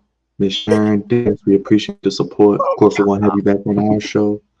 And just show love. Support these wonderful Black professionals in the podcast game at Sam Sports and the Ignorant Thinkers on the side, Jawn. And of course, check out the Flag Zone. I think I'm going to be doing something almost every day through the rest of the year. So we're on that streak now. And look for new videos every day, probably through the rest of 2024, hitting into 2025. Big things coming. And hey, come in, show love. We appreciate it. Welcome everybody. If you want to join us, you can join us, and we'll keep putting out great content. Thank y'all for watching. Good job. Anybody else? Okay, well, thank you, fellas, for coming on and putting up with me. Thank you so much. I really appreciate you being here and taking time out. Thank you for all the people watching in the comments. As you know, we're here every Saturday morning, 10 a.m. Oh, my sister, shout out to Sister Sheila in the comments, said go vote. So make sure everybody go vote. Voted yesterday. Good. Yes, Good. yes. Go vote. Go vote. Go out there and get your vote on. We voted together last week. So and we will be live during the election. We will be live during the election. Don't watch Fox. Don't watch CNN. Don't watch NBC. Don't watch ABC. Watch the Flex Zone. We're going to keep it real, unbiased. We're going to tell you from a day-to-day perspective, not these people with all these followers and got all this money. From a real American, Black American perspective, we're going to be live for the election. No matter what side you're on, I'm in the middle. We're going to talk about it. Okay, cool. I'm glad you let me know. I'm gonna write that down because I'm gonna be watching y'all. Don't listen to all the goofies I can't watch the other people. About, we won't have results for 10 days and all that BS that we're going to hear. We're going to tell you the real of what's going on election night and get a pulse of the country and where people stand. We're going to have people come up, I guess. We're going to be talking about sports, life, but breaking down the election and how we see things playing out because it's getting interesting. We got Beyonce pulled out. They're pulling out the big guns for the last 2 weeks. Yeah, she was on there today, from what I understand. But anyway, yep. So we're here every Saturday morning, 10 a.m. YouTube and Facebook, Twitch, somewhere else. And yeah, we'll see you next week on the side, Jawn.